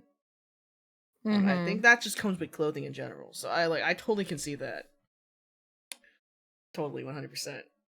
It's so funny to you mentioning that because I remember my mom made me cry in a Kohl's fitting room at 11 years old. No. Yeah. Oh God. And you know, I think about it to this day because it was so crazy how she made me cry. And then it's because she said, because I was so, like, I grew up really fast. I was taller than my age group. Mhm. So it was really difficult for me to find clothes at that age because I was too big for like the kids section, but then I was too small for like the men's adult section because I don't think when it came to boy clothing at that time there was no junior section like they did for the girl side. And I remember my mom giving me so much shit about it. And then I think after like I grew up and all that crap, I remember my mom saying, "Oh, you're just big boned." And I was like, "All right, ma'am, let's be fucking for real here. We're not gonna forget what you did to me in the Kohl's bathroom because I'm never gonna fucking forget." But yeah, no. Parents are crazy. You know, it's kind of wild to think about how they're like the reason why you are shaped as how you are as a person. Hi, Fox Mhm. Sound. I know my mom. Like, my mom is, I'd say 99% the reason why I'm Arrow Ace, which is kind of crazy, you know. Like, I totally 100% think it's kind of my mom's fault because I'm this way, but I've come to terms with it and I'm okay with that. You know what I mean? Mhm. I can't Oh, speak. oh, Sorry, go ahead. sorry, I keep interrupting you. I'm so sorry. No, it's okay after you. You go, please.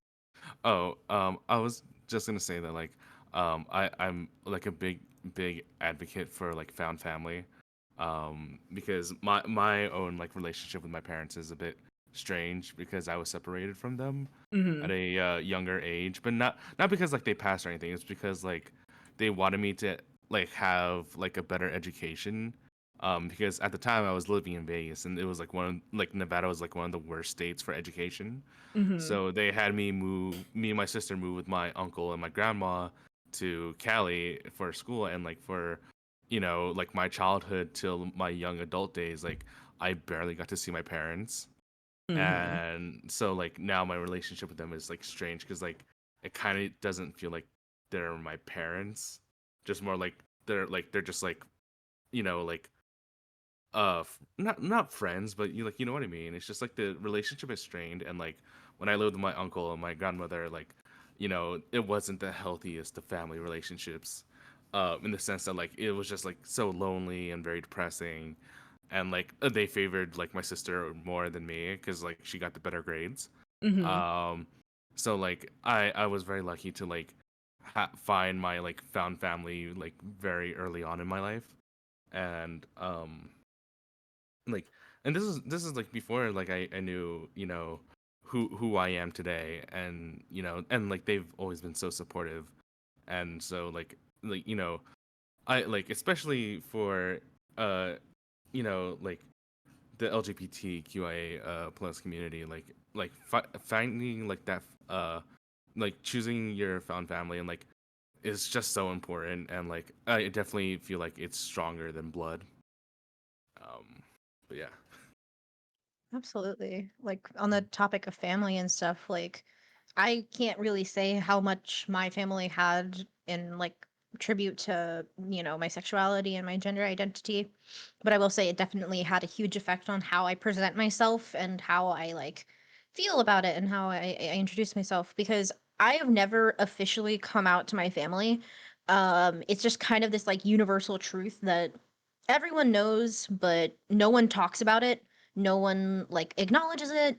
But my stepsisters, they named their kid with a purposefully androgynous name, and when they announced that that was their purpose, they kind of they look at me. They're like everyone in the family just turns to me. I'm like, why are you looking at me?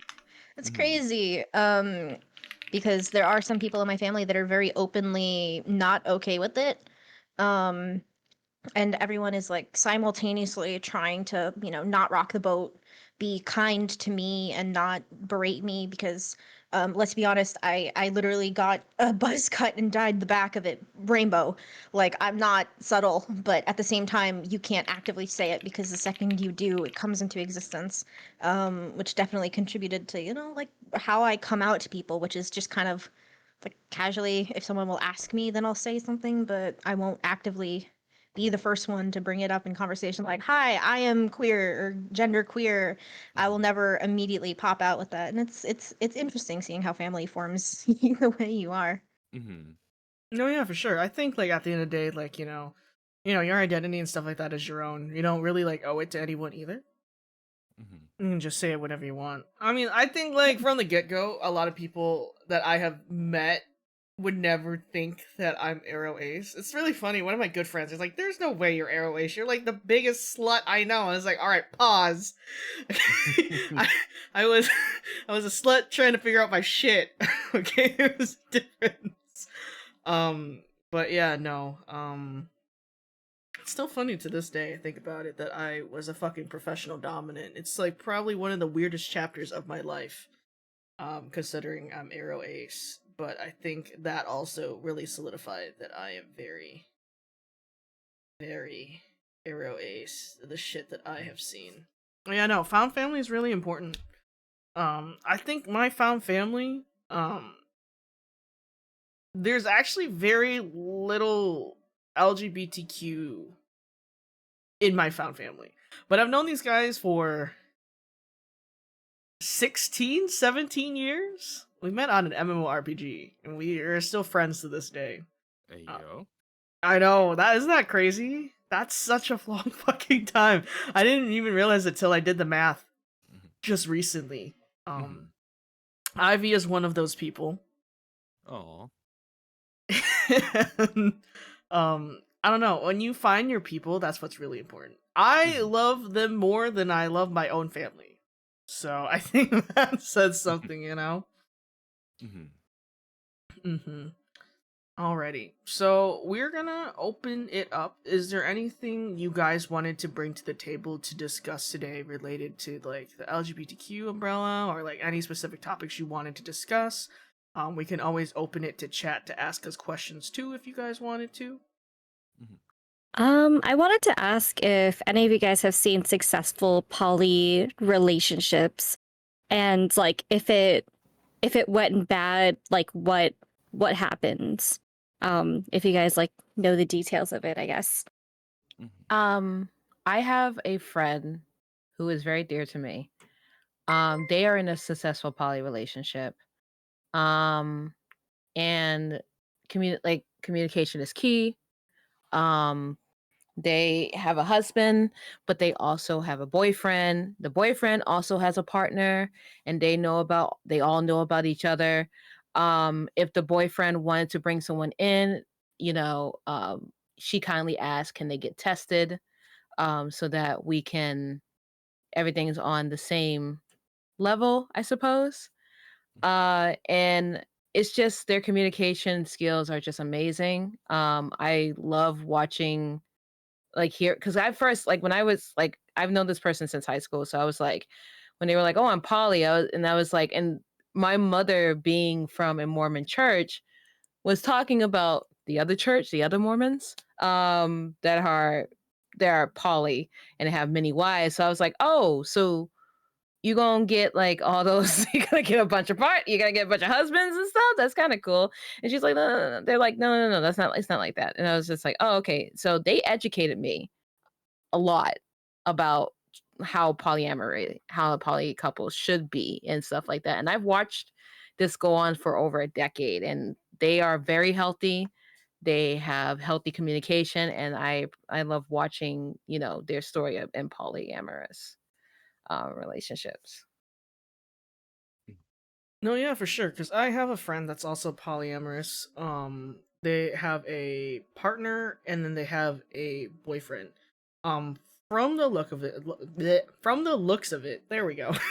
I personally don't know too much of the details, but they're all going strong, and it looks like they're all on the same page. They all are very communicative with each other.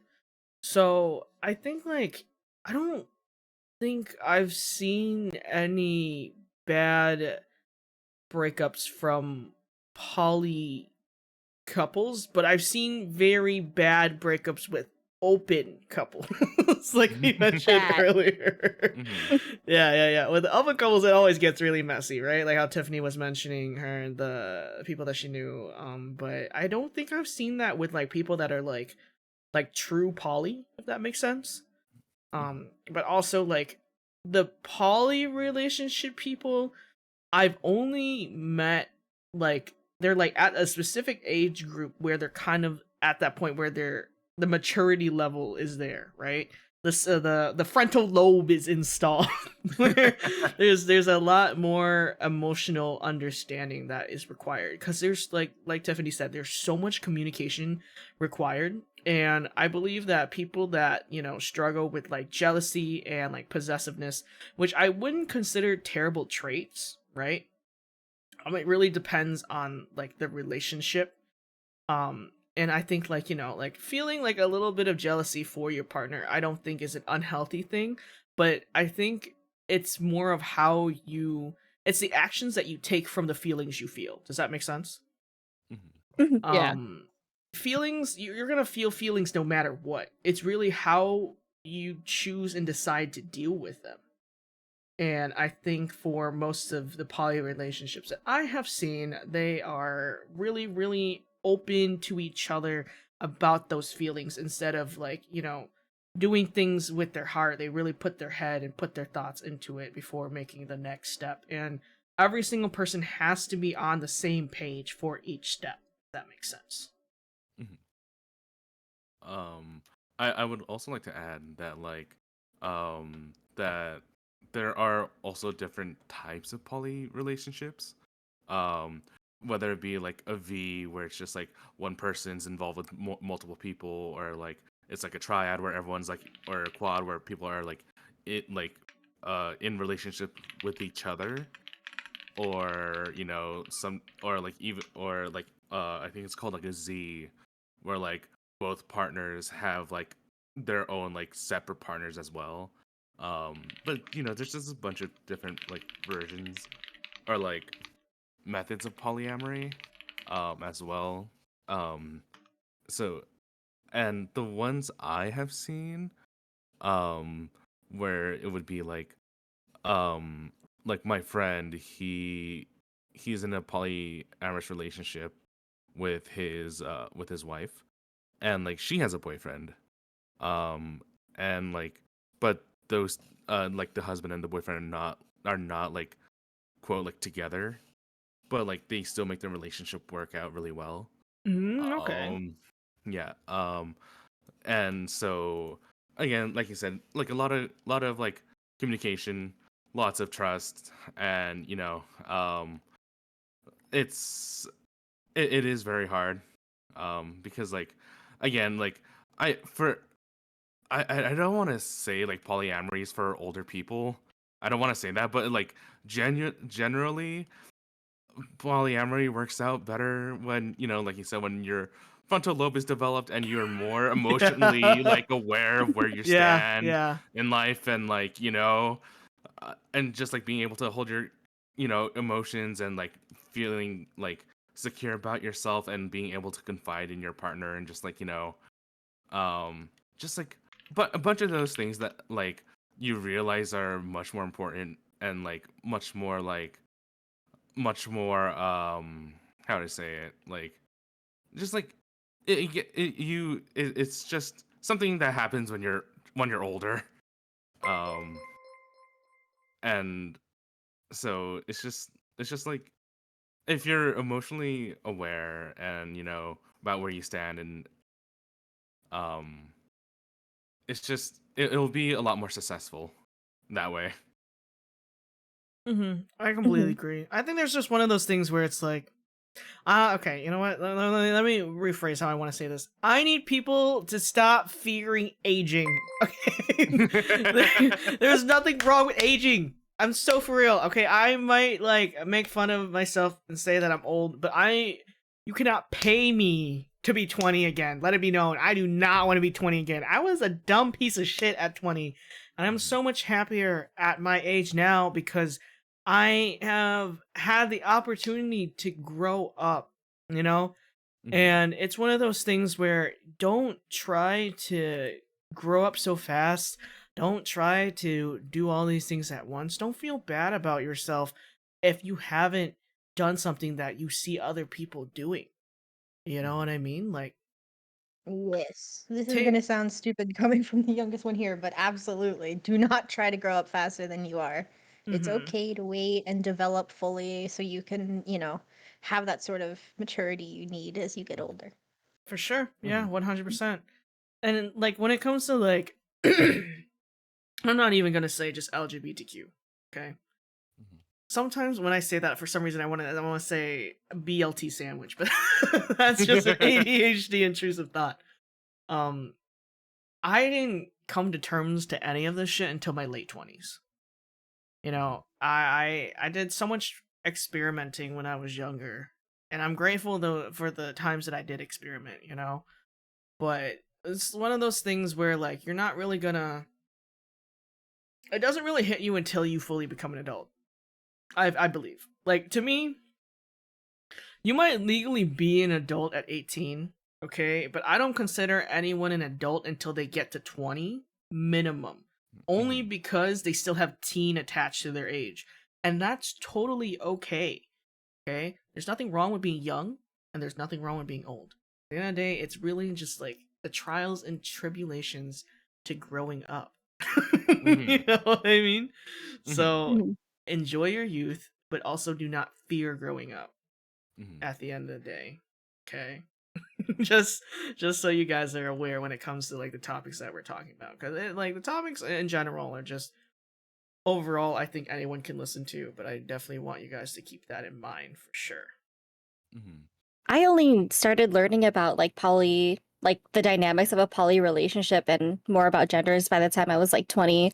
Like I didn't realize there's just so much that like don't know about like different types of relationships that people have. Mm-hmm. Because during the time, sorry, I didn't mean to rope us back into the conversation No, you're about okay. poly. Okay. So there was a unique, I guess not necessarily unique, but unique to people that I know IRL. I was involved in one more of like a situationship with a Mm-hmm. person who was in a polyamorous relationship. He had two other girlfriends, one initially for 3 years and one for like almost 2 years. And I was initially like set aback because I was afraid that it was going to be complicated. But when we started actually seriously seeing each other, he was just like, here, I need to text him in the group chat to tell him that I'm with you. I'm just like, oh, that's a thing? Mhm. That's a thing you're just gonna tell them? Okay, whatever then. Are you sure you're not like they're not just gonna be like jealous or like upset at you? And he's just like, no, I just tell them and they do the same thing. And if they want to see someone else, then they just text me and stuff. And, I would prefer to also meet the person as well because like we're sharing sex between each other. And I was just like, Mm-hmm. oh, okay. That was completely new to me. Um, but I remember the first time when I met all three of them together after we got serious enough. Um, I thought it was like fairly healthy, but I realized there was like some jealousy and some type of competition because he was the primary one that was seeing other people. Mhm. But it seemed like Mm. they were fighting to get affection from him and more of his attention because they were not necessarily seeing other people at the time and just primarily him. Mhm. I Which see. like I has anyone been in that type of situation where you like felt like you had to win for like try to win or like get the attention of the other person or be in competition with Oh my others? god. Can I tell you something? Okay. Okay, so your question is, have you ever had to be in competition to like basically are you saying like earn someone's love or something like that? Yeah. Yeah, Okay. essentially. Funny story. I said I played WoW and I met my husband on WoW, right? There was this other person that liked him too. So, um so like funny story. So I knew I found out they liked them because this is a little catty, but they messaged me on a completely different account claiming to be their boyfriend, the girl's boyfriend, and saying like my husband was saying all these nasty things behind my back. Oh God. And when I was like, huh, that's interesting. I was like, when you, and I like, this is before we started dating. This is before I said my feelings and everything like that. And I was like, did you say all these nasty things behind my back? He's like, I don't even know what you talk about. I was playing video games.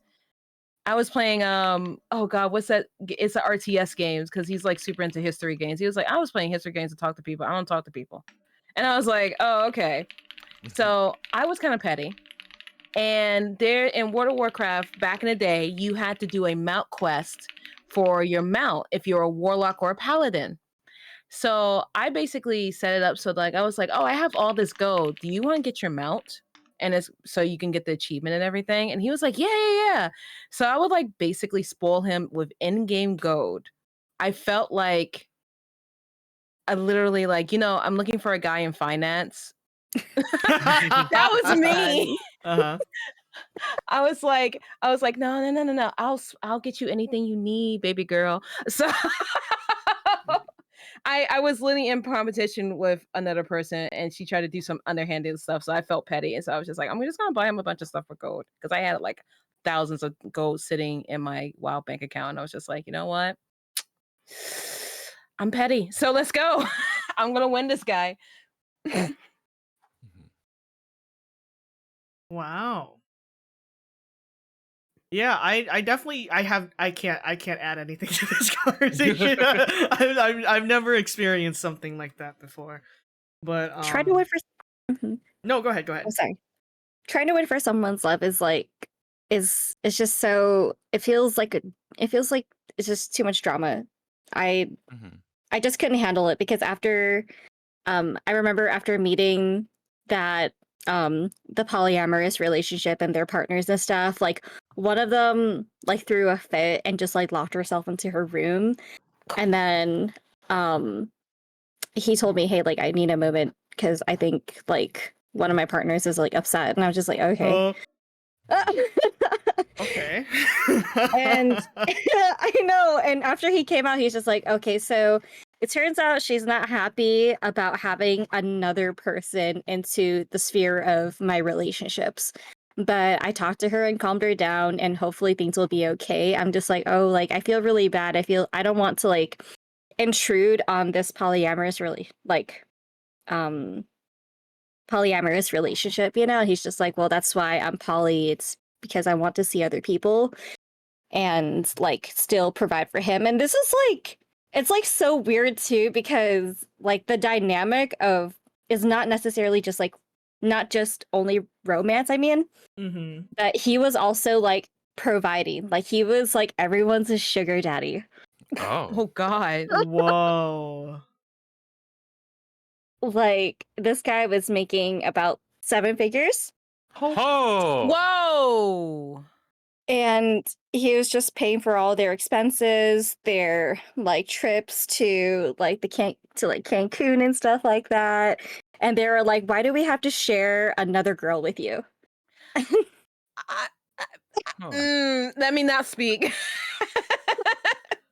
I mean, he's paying for Damn. everything. I mean, you could just have a little bit of room and have someone else come in if he's paying for everything. Anyway, 7 figures. Like, can I get into that sphere? You know, like 7 God figures damn. is crazy. You want his phone number? Oh my Yeah. goodness. hook it up. For real. Oh man. That's wow. Sounds like they need a headshot. Shit, someone's paying for all my stuff. You could bring as many people in as you want to, sweetheart. That's fine. True. I need to get my nails done. Can you help me, get some new outfits and we good. 3.0. New model. Yeah. Can you help me get $10,000 model, please, and thank you. Iron vertex rigging, please. Real. That's actually so funny. I always see those TikToks. What is it? It's the TikToks where it says POV, my husband is yelling at me but they're still gonna clean the house anyway. It's like it's because husband for everything. I'm like, damn, like I get it. I get it, I think in a little way they're kind of fucked up, but they are very funny. They are very funny. I don't want people to buy stuff for me. I just want to be in their position so that I can have that much money. That's so real, but It is sometimes you just want to be taken care of.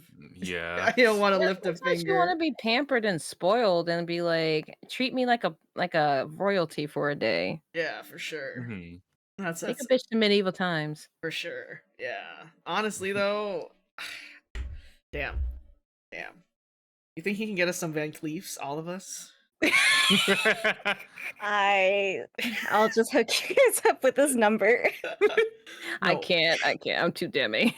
No, fucking Van Cleef is so fucking expensive for no reason. But that's We can besides just- the point. We can just be friends. I'll be friends with this person. Can I have a $500 gift card to Uber Eats, please, and thank you? Lamau. Oh my gosh, he was such a stingy dude, guys. Like Damn. So he's stingy frugal. with 7 figures. Oh, never mind. I mean, that's how he stayed rich. Yeah, that's true. That's true. That's how the Fair. rich stay rich. And also evading their taxes. Oh, true. We suffer with that. Hmm. Anyways, is there anything else you guys wanted to discuss? I had something earlier, but I lost my train of thought. Oof. Yeah. Do you remember any tidbit? And see if we can pull it out of your brain again. I for the life of me, for some reason, I can't remember. Oh no! Oh no. Oh shoot. Do you remember around the topic that we were talking about? Not at all. My brain has turned to Swiss cheese at this age. And, oh, I remember now. Let's fucking go. I said age, and that was one of the things I wanted to talk about. Like, Mhm. like people, like you guys said earlier, like, don't try to like rush your age or like don't try to rush maturity. Mhm. But also don't lie about it. Oh yeah. Oh god. Because not lying about your age, but one of my pet peeves is just like, there's a person I know, right, and they were like this was a few years back, but like they were just like they were like 18 or 19, and they were like, oh, I'm so mature for my age, like I'm ready for the world, or like I'm ready for like relationships and like like being in a poly relationship and stuff like that. And I'm just like, one, you're so young and you don't know shit. And two, you haven't even been in a single relationship. So why do you think like a poly relationship would work if you don't have the experience of a single relationship? You know what I mean? And like, I don't know. Maybe I'm just an asshole, but it's just like, No, not at all. like Coming from don't. someone that is that age. But like, you know what I mean? It's just like, don't try to play off like maturity or age as like a personality, I guess, or like Yeah. as a like trait. I get that Um, now. But yeah. I think true maturity when you're younger is definitely being able to say, I don't think I'm ready for this right now. I think I need to, evaluate and like experiment. But maybe Mm. don't jump into something that has so many people involved that you could potentially be hurting, Mhm. because that could just end up, that's going to be something that would haunt you when you get older. And you would need to like really take your time with things and not immediately dive into a poly relationship. Mhm. Start with something small and then work your way up. Mhm. For sure. Like at the end of the day, I know, like, I feel like, what's the word? I feel like now people want so badly to be older, right? Mhm. But at the same time, they want to hold on to being young. I don't know if that makes sense. But I think I've met a lot of people that are young that want and believe they deserve the same entitlements that becoming an adult has, right? Mhm. hmm Which I think is so crazy to me. There's a reason why we grow up, right? Like we grow up for a reason. I don't think like those experiences should be mishmashed together. And I Mhm. also do not think that they should be together in general, you know? Mhm. Like I think people just need to learn to grow up in their own age group and just Mhm. continue to grow up and grow up at a normal level of maturity expected at that age, because a lot of us feel like we're older, right?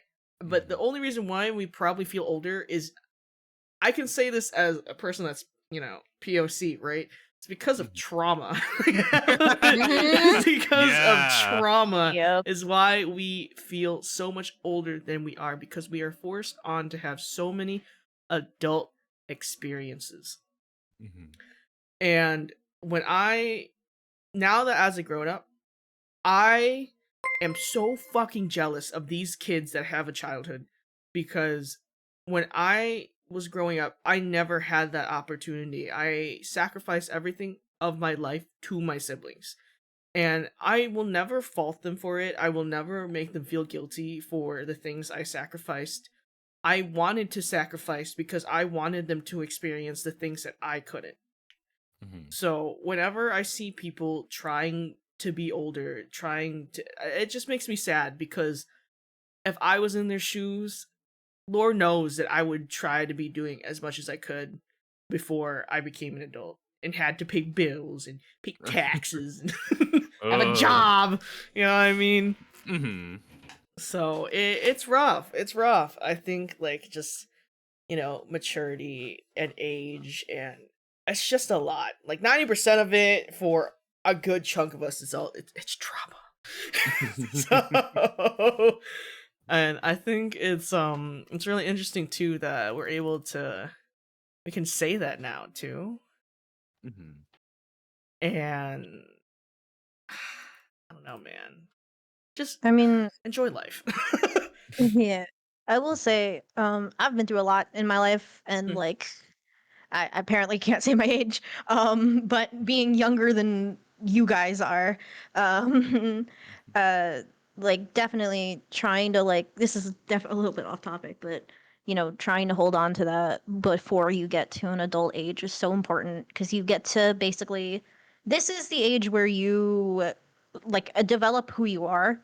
I unfortunately had to skip most of my high school experience, so I didn't get to have the experience of going to prom with someone and having those sort of like life changing experiences, going into college and experimenting there, which is where apparently a lot of people do that. So now it's like trying to hold on to that and experience the things, be a kid for a bit. It's so, so important for just developing who you are and sort of growing into your own skin. Because without that, it's kind of hard to then form relationships, because how can you expect to be in a relationship with another human being if you barely know who you yourself are? I guess, if that makes any sense at Mhm. all. Sure, yeah. No, I think I agree. Yeah, it's one of those things where I've been feeding my child self as an adult now. Like, if it's really funny that I say that. There was a children's book I really wanted a long time ago. Um, what was it? Come on, come on, come on. It was fucking Warrior Cats.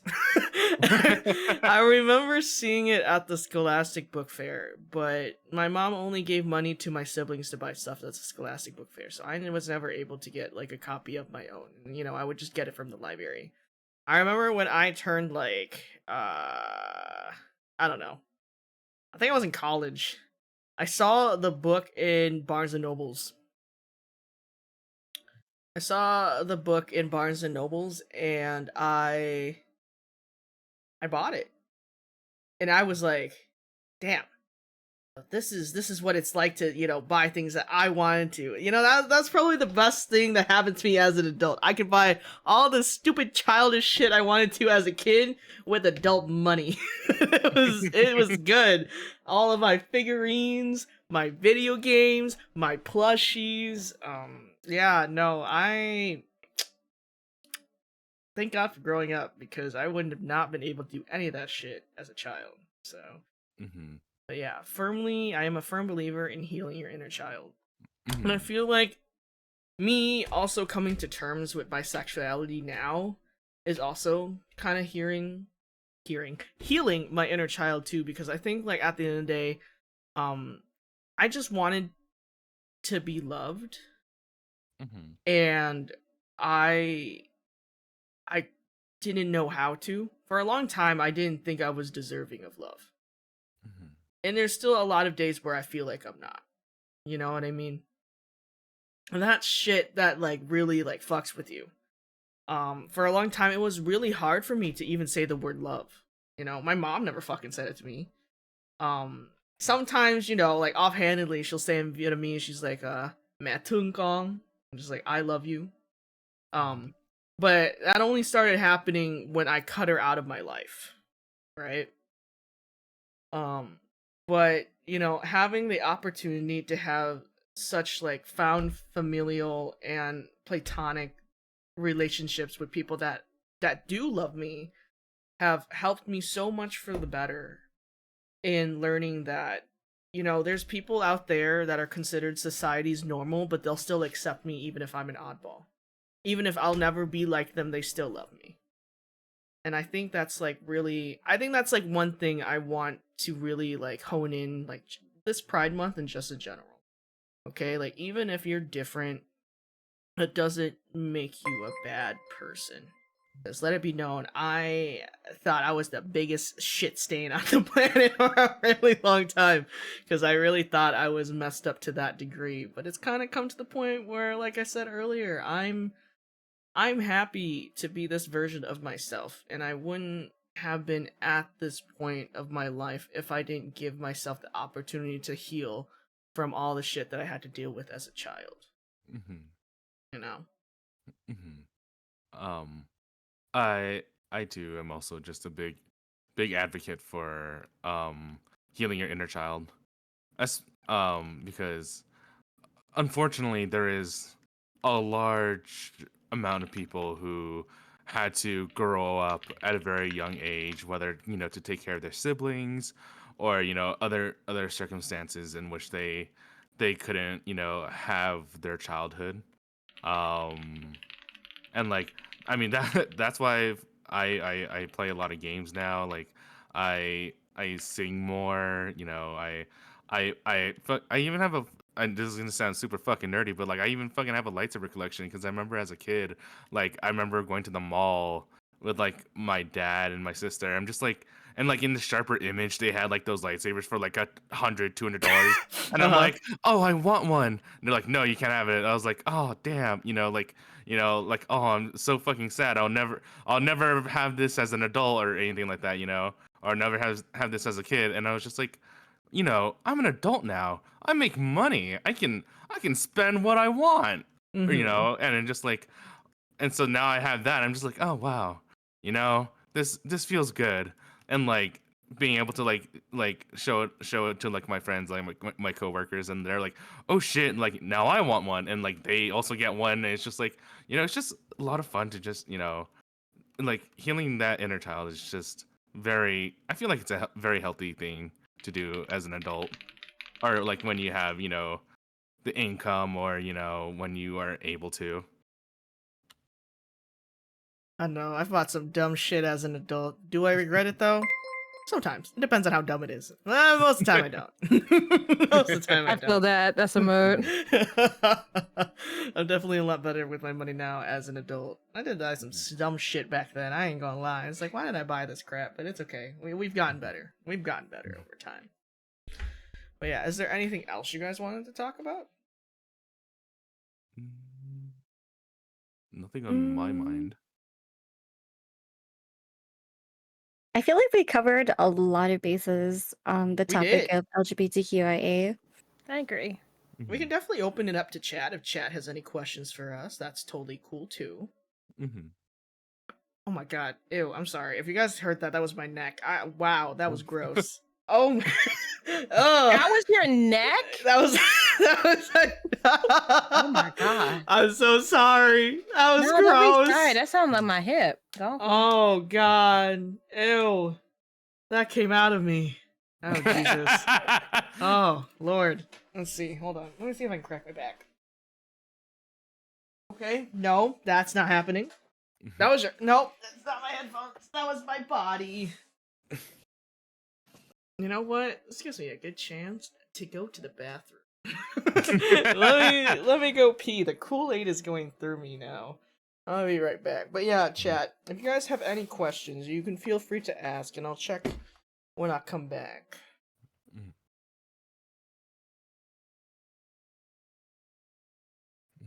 Like added a couple of comments about like follow up with the story of like the poly situationship that was a part of. I don't know if you guys saw it.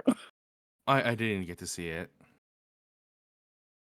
So actually the downfall of that relationship was because the other girlfriend, which is really funny about it, is that the night that like, I had mentioned previously that I finally met the other partners and stuff. The other one was like the one that went to the room, like locked herself away, but then the other one was like, "Hey, I heard you said that you thought that I was hot. So do you want to hook up tonight?" And I was like, this is our first time like fully interacting with each other.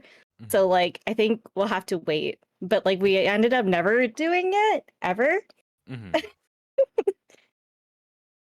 Which is like what's really funny about that, well, not really funny, poor him, I guess.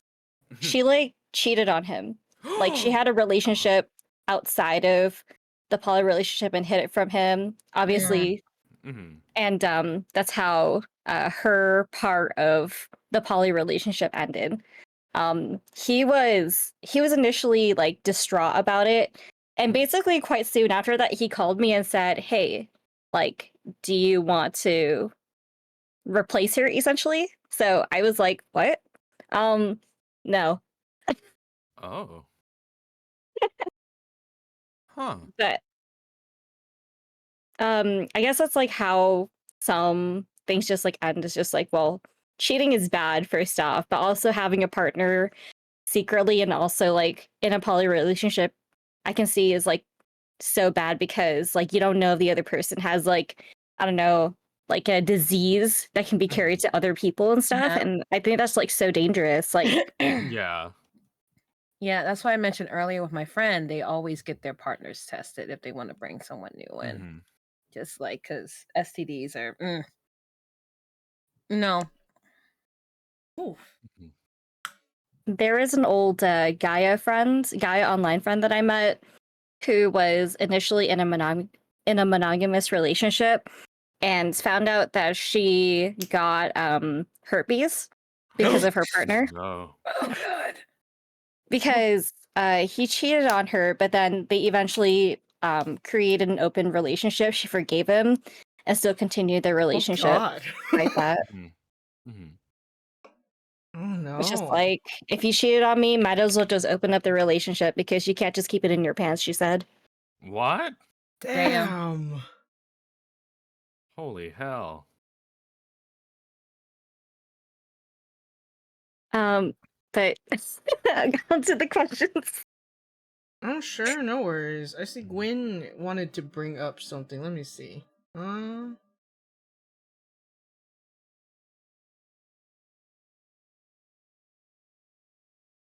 Oh no, because we brought this up earlier. I don't know if we brought it up in this stream, but I might have brought it up in yesterday's stream because I was the only. I think me and another guest was Ace. We were like the two main aces in that panel yesterday.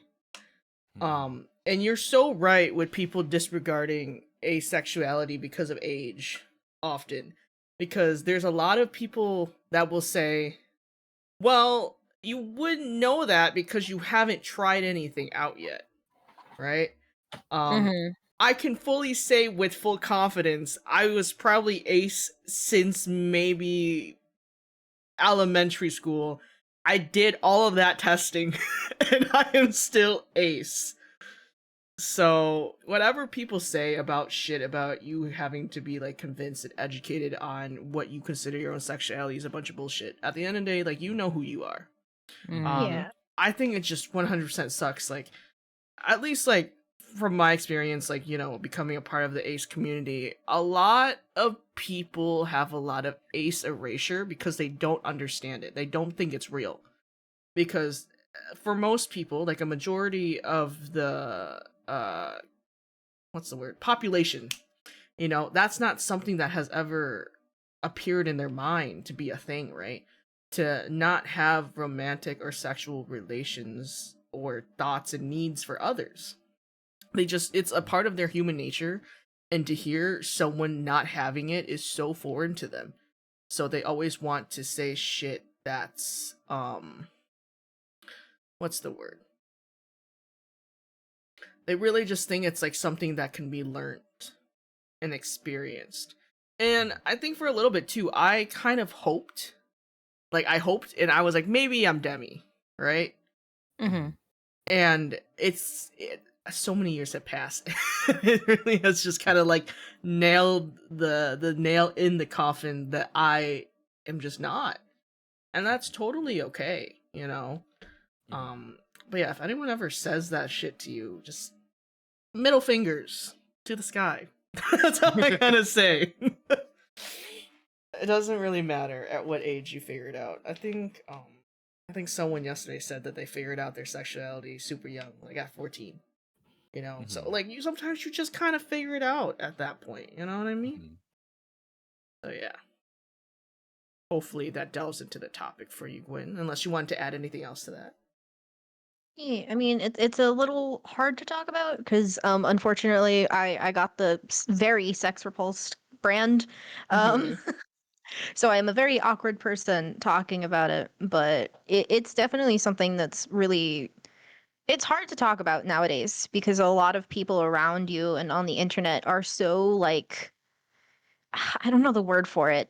They're so disbelieving that anyone around them could just blatantly feel physically like revolted by the concept and by the ideas and stuff Mhm. of like having sexual relations with a person because it's so normalized nowadays to have like sex and everything you see. You know, you open Twitter and there's sex right beneath like a picture of a puppy. It's insane. Mhm. And people are just, it's, they don't believe you, and it's definitely something that really sucks about being ace, is because you just have to constantly deal with people saying like, give it a chance, or try me out, and it's like, no.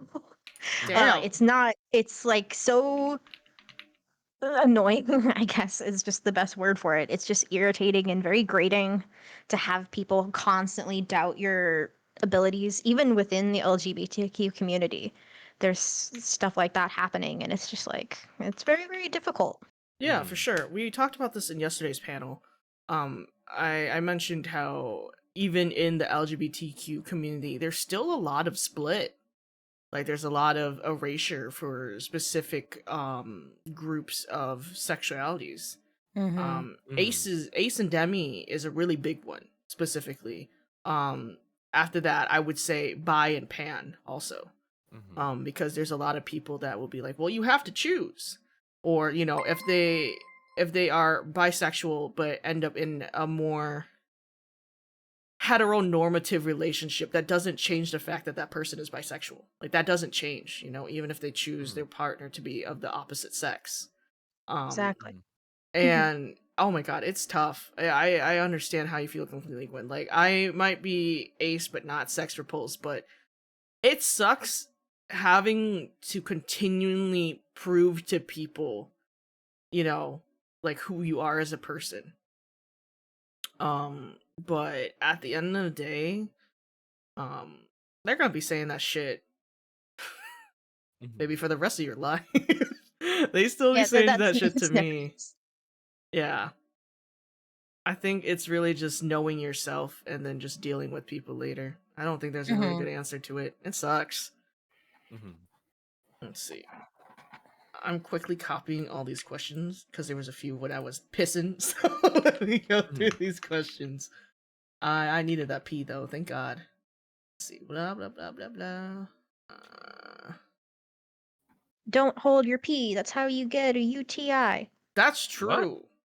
That is true. You know, funny story. Oh my God, this is really off topic, but it's really fucking funny. I've told this to my chat a few times because it's the stupidest shit ever. So, you guys know how I mentioned that I would beat the shit out of my brother? So, there was one time he got a UTI, okay? But he didn't want to tell me because he thought I was going to murder him. I don't know why, but okay, listen, he didn't know it was a UTI. He looked it up on WebMD and thought he had cancer. Oh no. And thought he was going to die. So instead of telling his older brother so he could go to the doctor, he told my best friend. And my best friend calls me and is like, hey dude, your brother thinks he's going to die. So I think you should take him to the doctor. So, Oh my lord. I take this fucking That's dumbass crazy. kid to the doctor for his fucking UTI, and we find out he has a mutant UTI. Okay, so he had we tested him. They said he had a UTI, but because he had a mutant UTI, he couldn't even have the normal antibiotics. He had to get like fucking steroided up antibiotics for his UTI. Oh my God, no. I know. And to this day, I remind him about how he thought his dick was gonna fall off and he was gonna die. So please They do must not hold have your had pee. No, don't hold your pee. They must have Yeah, had the no, UTI do not. long enough for that to happen, though. You know what? I'm They gonna go must have pee. held it in until they just couldn't handle it anymore. You What have to the pee, please. hell? I'm a bit. I've gotten like 4 UTIs in my life and they all have sucked. Do not hold your pee. It does Yeah. not matter if you're in school. It's okay. No one cares that you're pissing. Please. Yeah, no, it was actually kind of crazy. The doctor, I remember her coming into the fucking operating room. And she's like, yeah, so we tested it, and you have, like, a superhuman UTI. So he had to get stronger antibiotics, and he had to be on them for longer. So, fucking idiot. He's so fucking stupid. God, I hate him. Everyone pees. If you have anxiety overdoing it in a public area, don't. Literally every single person in the world pees. Do not hold your pee. That's true. I also have a lot of trucker friends that have gotten kidney stones because, you know, they have to pee. Please pee because you do not want to have kidney stones. That shit ain't cool at all. Hello, welcome in. If that was left unchecked, that could have turned to sepsis so quick. Thank God he told my best friend that he thought he was gonna die. Thank God. Thank God. Alright. Hello. Welcome back. Thank you. You're welcome, you're welcome. Alright, so let's go through these questions. Blah blah blah blah. I guess I'll turn that into question. How you bring up the STI question and when it seems like more of a convo ender than anything. I know Irie did answer this question slightly in chat.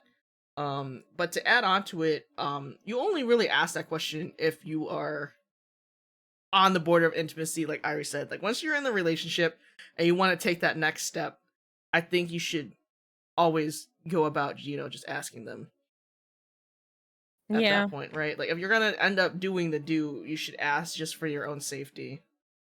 Because even when I used to work as a professional dominant, there was no penetrative sex. Okay, that was not like an option or anything. It was more of like a BDSM club, if anything.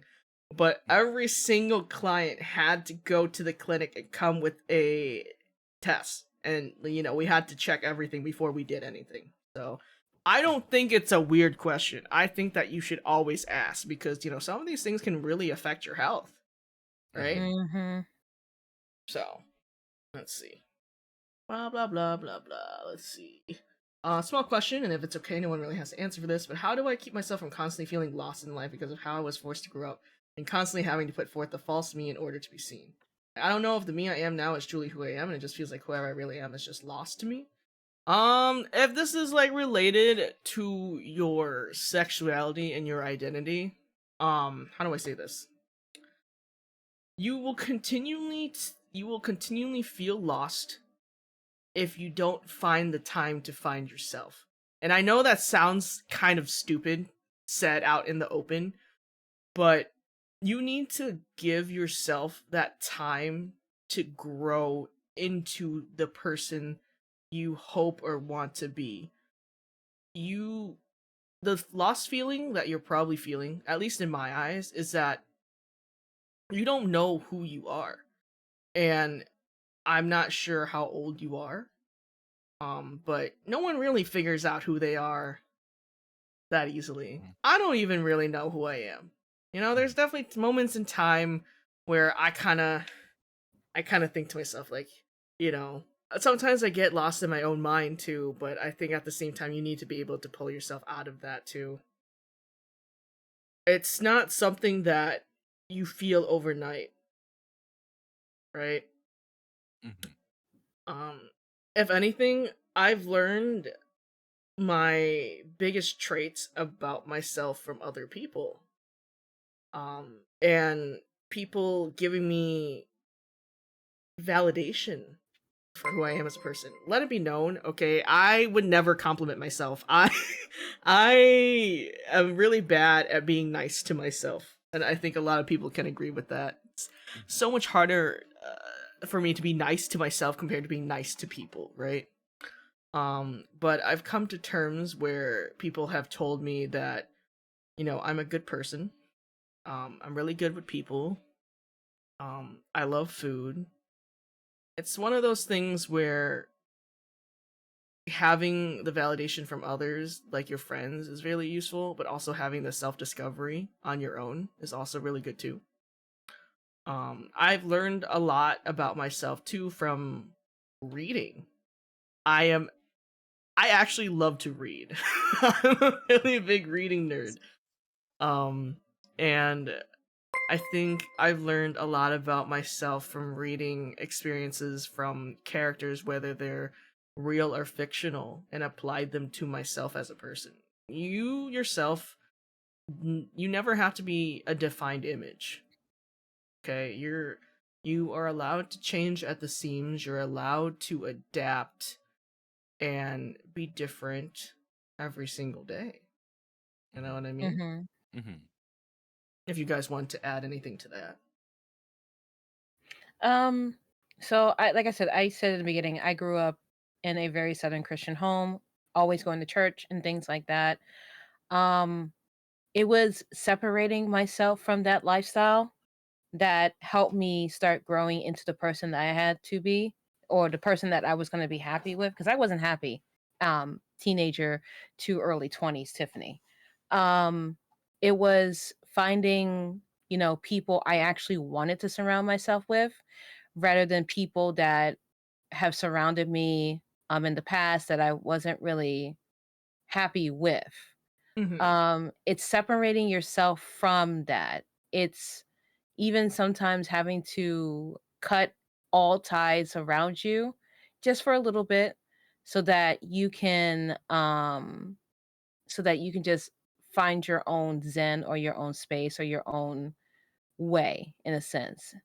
And that's something I have personally had to do. I had to literally disappear from people's lives to find out what I truly liked, what I wanted to do, what shows I actually want to watch and stuff like that. And um that's something that's truly helped me was just, taking time for me and not, you know, worrying about what's happening outside the world and just worry about me. And it sounds selfish as hell. It really does. But it's not. I assure you it's not. It's so that you can grow because you need to find out who you are and you need to take the steps. Even if it's like going to like a zoo and just looking at animals and just thinking and just reflecting and just or going to a park and just having hear the birds chirping. It's finding that inner peace in yourself and finding ways to separate yourself from the things that you feel is not you to understand what truly you is.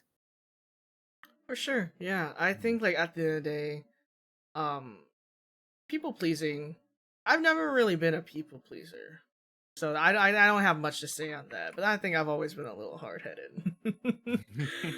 But when it comes to imitating others to fit in, I think I think a majority of us have been in that position.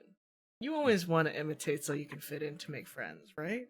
Right. I think Mhm. that's I think that's normal human nature, but I also think that you're gonna find that moment in your life where you really have to understand that imitation can only go so far. It can help you, figure out who you are as a person, but I think the points of my personality, I think, are my own, but I learned a lot of things from characters that I looked up to and liked, Like, well, that's a good example.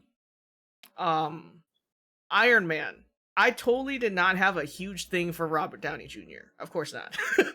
But his confidence was something that I admired so much. Okay? I am not a believer in that confidence is just natural. You work for confidence, okay?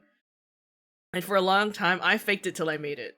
And I can proudly say now that I have a lot of confidence in myself, but it gets to a point where like you have to build to that point in your life. It's not something that comes out very easily. You just have to take time out for yourself, and it's not selfish, like Tiffany said. Finding time to learn and decide for yourself is not something that's selfish. I think a lot of us can do a lot more with learning a little bit about ourselves. I take a lot of solo dates. I love me a solo date where I just take my Kindle and go outside, maybe sit at a cafe and reflect on life. Sometimes you really need to learn how to be comfortable with yourself, and that's really hard. That's not something that comes easy. Um I can say that I'm comfortable with myself now, but when I was younger, I think that I did seek validation from other people. I wanted people to like me, and I wanted people to um think I was cool or like stuff like that. But it's now I'm kind of just like, man, I don't give a fuck. I just don't care anymore. And it takes a little bit of time to get there, you know? Yeah, definitely. I know for me, I've had autism my whole life, but trying to like rationalize things has always helped me. And one of the things that was always a super big benefit to me was, writing my own story as if I was a character, and then going through and reading it and characterizing it as if it was a separate person. And that always really helped me sort of find out a little bit more about myself as if it was from an outsider's point of view, sort of like detaching myself for a second and looking at it from an outsider perspective. If that is like the way, because I know everyone learns in a different way, everyone has different ways of rationalizing emotions and stuff. Hmm. So if that helps you, that's a little helpful thing that helped me a lot growing up. And, forming these sort of ideas about yourself, and then you get to learn. And it's fun because sometimes, you find out, oh, I'd be friends with myself. For sure, for sure. All right. uh, Oh yeah, what's up? What's up? I was just gonna say, like, as a person who's been a people pleaser my whole life, and like trying to like get on, like when I like as a teen, just like trying to get on everyone's good side, and you know, I definitely have felt lost before, and it does take a while to like get out of that habit. Um, of like trying to find who you are. But remember that there is no rush, because like a lot of people don't know who they are until like their late 20s, 30s, 40s, even heck even 50s, or just like everyone, you're always going to be changing in life. And but I will say that like one of the things that like made it easier was like definitely finding like people who would always support you. Um, like the whole found family again. Um, or people that you trust.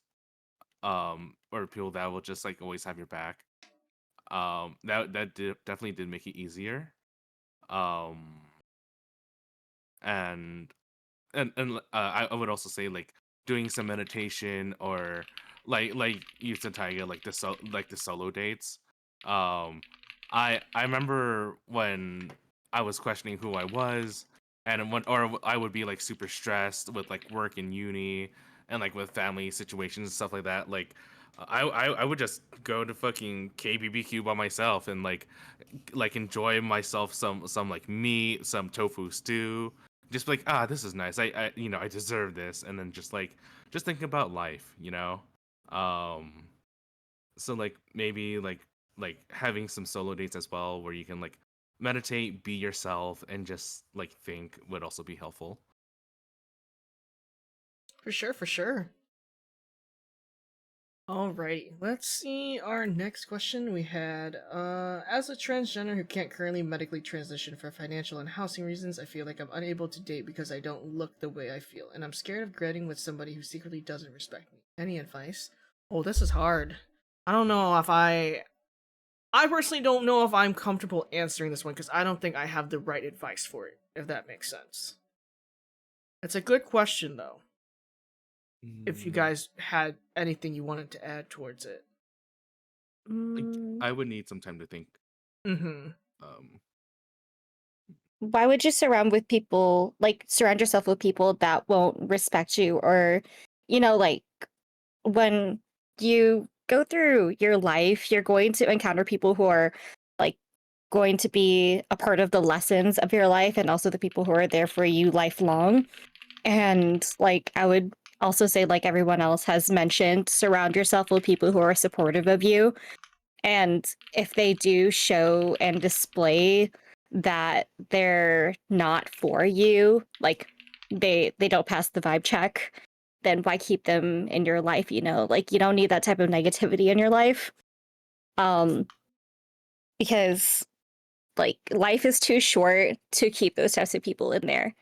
And it takes time to come to terms with who you are as a person.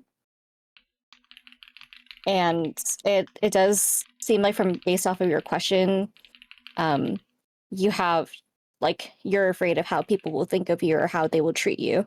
But like you'll find yourself to be a lot more happier when you embrace like your identity as a person and for who you are.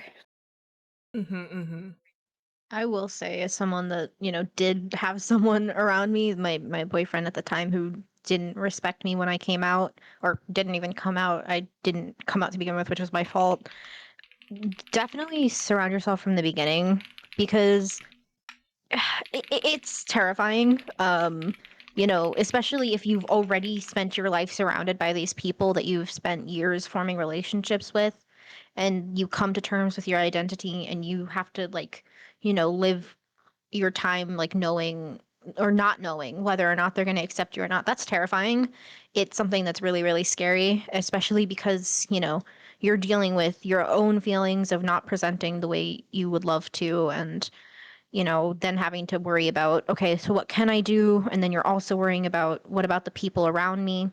I will say, sometimes it's going to really suck for a little bit. I'm going to be completely honest. It's going to suck for a little bit when you do, this is a big if, because, not nowadays, a lot of people are a lot more accepting, but there's still always that chance, and it's scary. It's really, really scary. But, once you say, I deserve happiness. I deserve to feel the way I want to feel, and to be surrounded by people that are going to reaffirm me and, help me settle into this and make sure that I'm happy the way I am. It'll be worth it. It's not going to hurt for long, because you'll eventually, feel comfortable.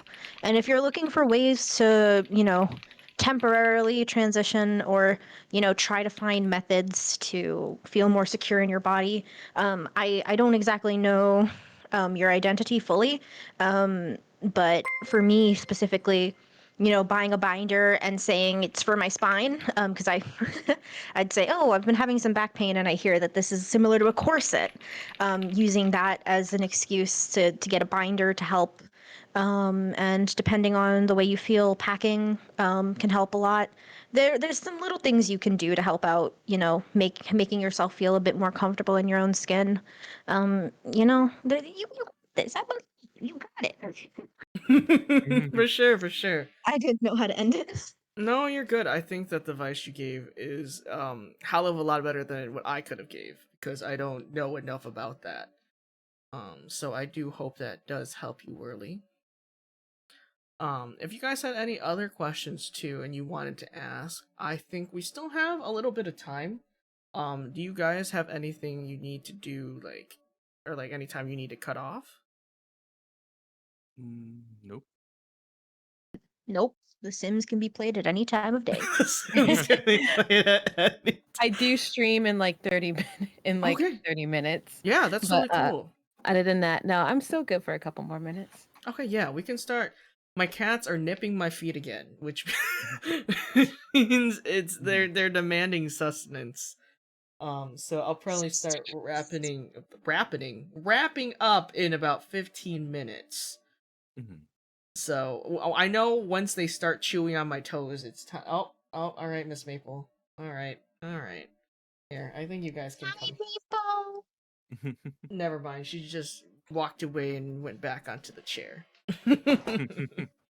Yeah, there are a few trans people on the panels coming soon for the next 2 weeks. So if there's any other questions that you guys wanted to bring up later too, you'll definitely have the opportunity to do so. Put Maple on the mic. She is not in the mood. she She has been a little sassy lately, guys. Like, I don't know if it's because she's a girl cat or I think she's about to be 8 months. I don't know, man. She's getting a little sassy. I love her though. I love me a girl cat. They're so cute. Like, it's so funny because like you look at her and it's like, oh, that's a girl cat. You know what I mean? She looks so girly. She's so cute though. That was very clear and comforting advice, and I appreciate you guys for your responses. Of course, of course. All right, so if there isn't any more questions, we can do some closing statements then. We'll go from left to right. If there's anything else you guys wanted to add to finish off our panel today, we'll start with Irie. I just wanted to say, first off, thank you, Taiga, for just hosting this Pride panel. It means a lot to me, and I'm sure to us, to be able to speak out on our experiences for LGBTQIA+. Like, oftentimes I don't get much of a chance to talk about this because it's just like my friends are queer, but we don't really talk about it as much. We just embrace our gayness and then share our gay stuff with each other. For sure, for sure. Thank you so much. Thank you guys for hanging out with me as well, and thank you to chat for all of these amazing questions. It was really exciting to answer all of these alongside with Gwen, Tiffany, and Yuki. I hope that we get to meet again for something like this, because it is definitely a unique experience for sure. All right, how about you, Gwen? Massive thanks to Taiga for hosting this. I was a part of the AAPI stream, and that was my first experience doing something like this, and I'm really happy that this experience has been just as amazing. And to anyone having questions about who they are, it's okay. It's all right. It's human nature, and questions are gonna arise, and there's so many people out there that have shared experiences that can relate to you and can help guide you through this. It's gonna be hard. It's always a little hard in this world because there's so much going on at all times, and sometimes identity can be hard to tackle with everything else, but you got this. It's going to be great. And if you ever need some good resources, I can try to help out if I have if I can. So yeah, thank you so much again, Taiga. Thank you. Tiffany? Just thank you, Taiga, for having me and these amazing guests on. It was just a wonderful experience, not only to hear like our stories, but to hear people's stories in the chat, that was just and answer their questions and try to help them as much as we can. This has been a wonderful experience. Thank you for having me. And yeah, it was fun. For sure. And then Yuki? Thank you, Taiga, for hosting this entire event, and thank you for allowing me to like tell my story and having and letting others tell their stories and their experiences as well. Um, and that just a reminder to everyone is just that like there's no rush, you know, and take your time. It's it's life. It's not a competition to finding out who you are, or or if you're changing, that's okay. Um and just basically that, hopefully that and any of our words have been helpful. I hope it has been. For sure. Thank you so much, guys, for showing out. I really appreciate you guys joining this event. This was a lot of work, so I'm really thankful that the past few streams have been really, really awesome, and I've had the opportunity to share so many stories and voices. It's just been really good. I learned a lot today. I hope chat learned a lot today. I hope you guys were super comfy, and overall, it was a vibe. I'm super, super thankful for all of it, genuinely. So thank you so much for taking time out of your busy schedules to be a part of the panel. I fucking really appreciate it. 100%. I am always here to yap. Let's go. For sure, for sure. Alrighty, guys. I'm gonna start wrapping up the stream. Thank you so much again for showing up, guys. And if you guys show up for the other streams to watch and see what happens, I super appreciate it too. There's gonna be a lot of other guests showing up from different walks of life, different sexualities and identities. So if you guys have any other questions that you have, I hope we'll be able to answer them in other future panels. Sounds good? Yeah. Yeah. Sounds awesome. Alrighty. I'll see you guys later. I hope you have a good rest of your night. Have a good night. Have a You good too. one. Good night, guys. Good night. Good night. Alrighty, and now, chat, it is just you and I. You and me and you. Alrighty, let's switch screens. Actually, first off, let me move myself. Da da ding da dum. Alright, then let me go over yonder. Oh my god, I keep forgetting. I haven't fixed my background, but I guess it's fine. It's whatever. But yeah, thank you so much everyone for showing up. I really super duper appreciate it. I hope you guys had a lot of fun. I hope you guys had a lot of your questions answered. And yeah, it's been really good. I'm super excited for all of the future guests that we're definitely gonna have. You have to keep it now. It's on theme, I guess so. This is the ending screen. Leave this back out. It's Pride. All right. I found this on Canva. I was like, all right, good enough. Let's see. So for tomorrow, it's gonna be at 5 p.m. CST again, or somewhere around that time. And our guests are gonna be Roy Kiato, Adiosu, TFM Johnny, Michaela Laws, Red Claw, and Nick Nocturne. So we'll be have 1, 2, 3, 4, 5, 6 people tomorrow. I hope you guys have been enjoying the streams overall. I actually really want to play some games. Everyone keeps playing games. But I've already planned all this shit out, so I'm kind of just like, ooh. But I know, like, if I like over extend myself when it comes to the streams, I'll definitely tire myself out. So we'll definitely get back into gaming next month. I promise we'll get back into gaming next month. I really want to put in my attention to the people that have agreed to show up on the panels for the next 2 weeks. So that is probably the end goal for that. I have so much work I still need to do today.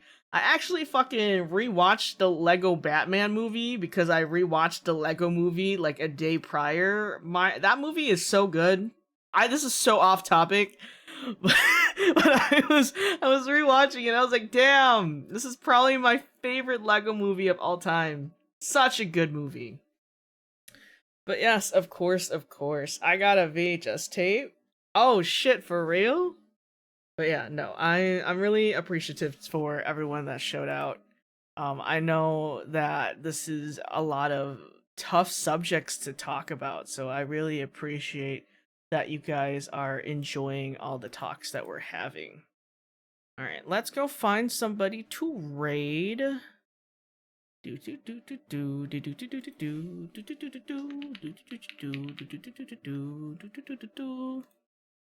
Alright, let me see. Oh, I didn't mean to click that, but that's okay. Alright, let's check together for Pride. Let's see. I'm gonna find someone cute, I'm sure. Yo, I want to fucking play the new clothing simulator game. Next month will be 1 year of me being here. Let's go. Why am I double on the Pride panel? That's so funny, actually, that I'm double on the Pride panel. Alright, let's see. What's the clothing simulator game? It's a game where you can open up a clothing shop and make clothes and sell them. I need to play the game. I saw it and I was like, I need to play it. I need to play it. Let's see. Oh damn, this person's not there, but the camera's on their cat. That's so cute. Their little calico. Okay, so I won't raid into there. Share the name. I think it's literally called Clothing Shop Simulator. I think it's on sale, 20% off right now. What kind of designer will you be? Will you be fierce? That's a good question. I don't know. I have no idea. I don't even know the limits of the clothing you can make, actually. I have no idea. Alright, let's see. We might be rating another flesh person again today. I think we'll be rating a flesh person, I think. I've been doing a lot of that lately. So let's see. Flesh tubers. Yeah, we'll be rating flesh tubers. Oh, this person will be playing Elden Ring. So many people are playing Elden Ring because some guy is gifting like $10,000 worth of subs. So I was like, you know what? I get it. I understand. Let's see.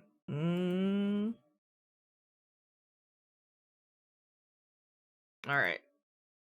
How about we raid this person? They're gonna start soon, so we might as well. All right, raid XX Brandy. All right. I seem really cute. All right, let me copy my own raid message, I guess. Alrighty, guys. Thank you so much for joining the stream. I really appreciate it. Thank you so much for taking time out of your day to spend it with me. I really appreciate it. I really appreciate having the opportunity to be a little part of your day. Hope you guys have a good rest of your night. And I gotta go feed some demons. Have a good night, guys. Good night. Mwah.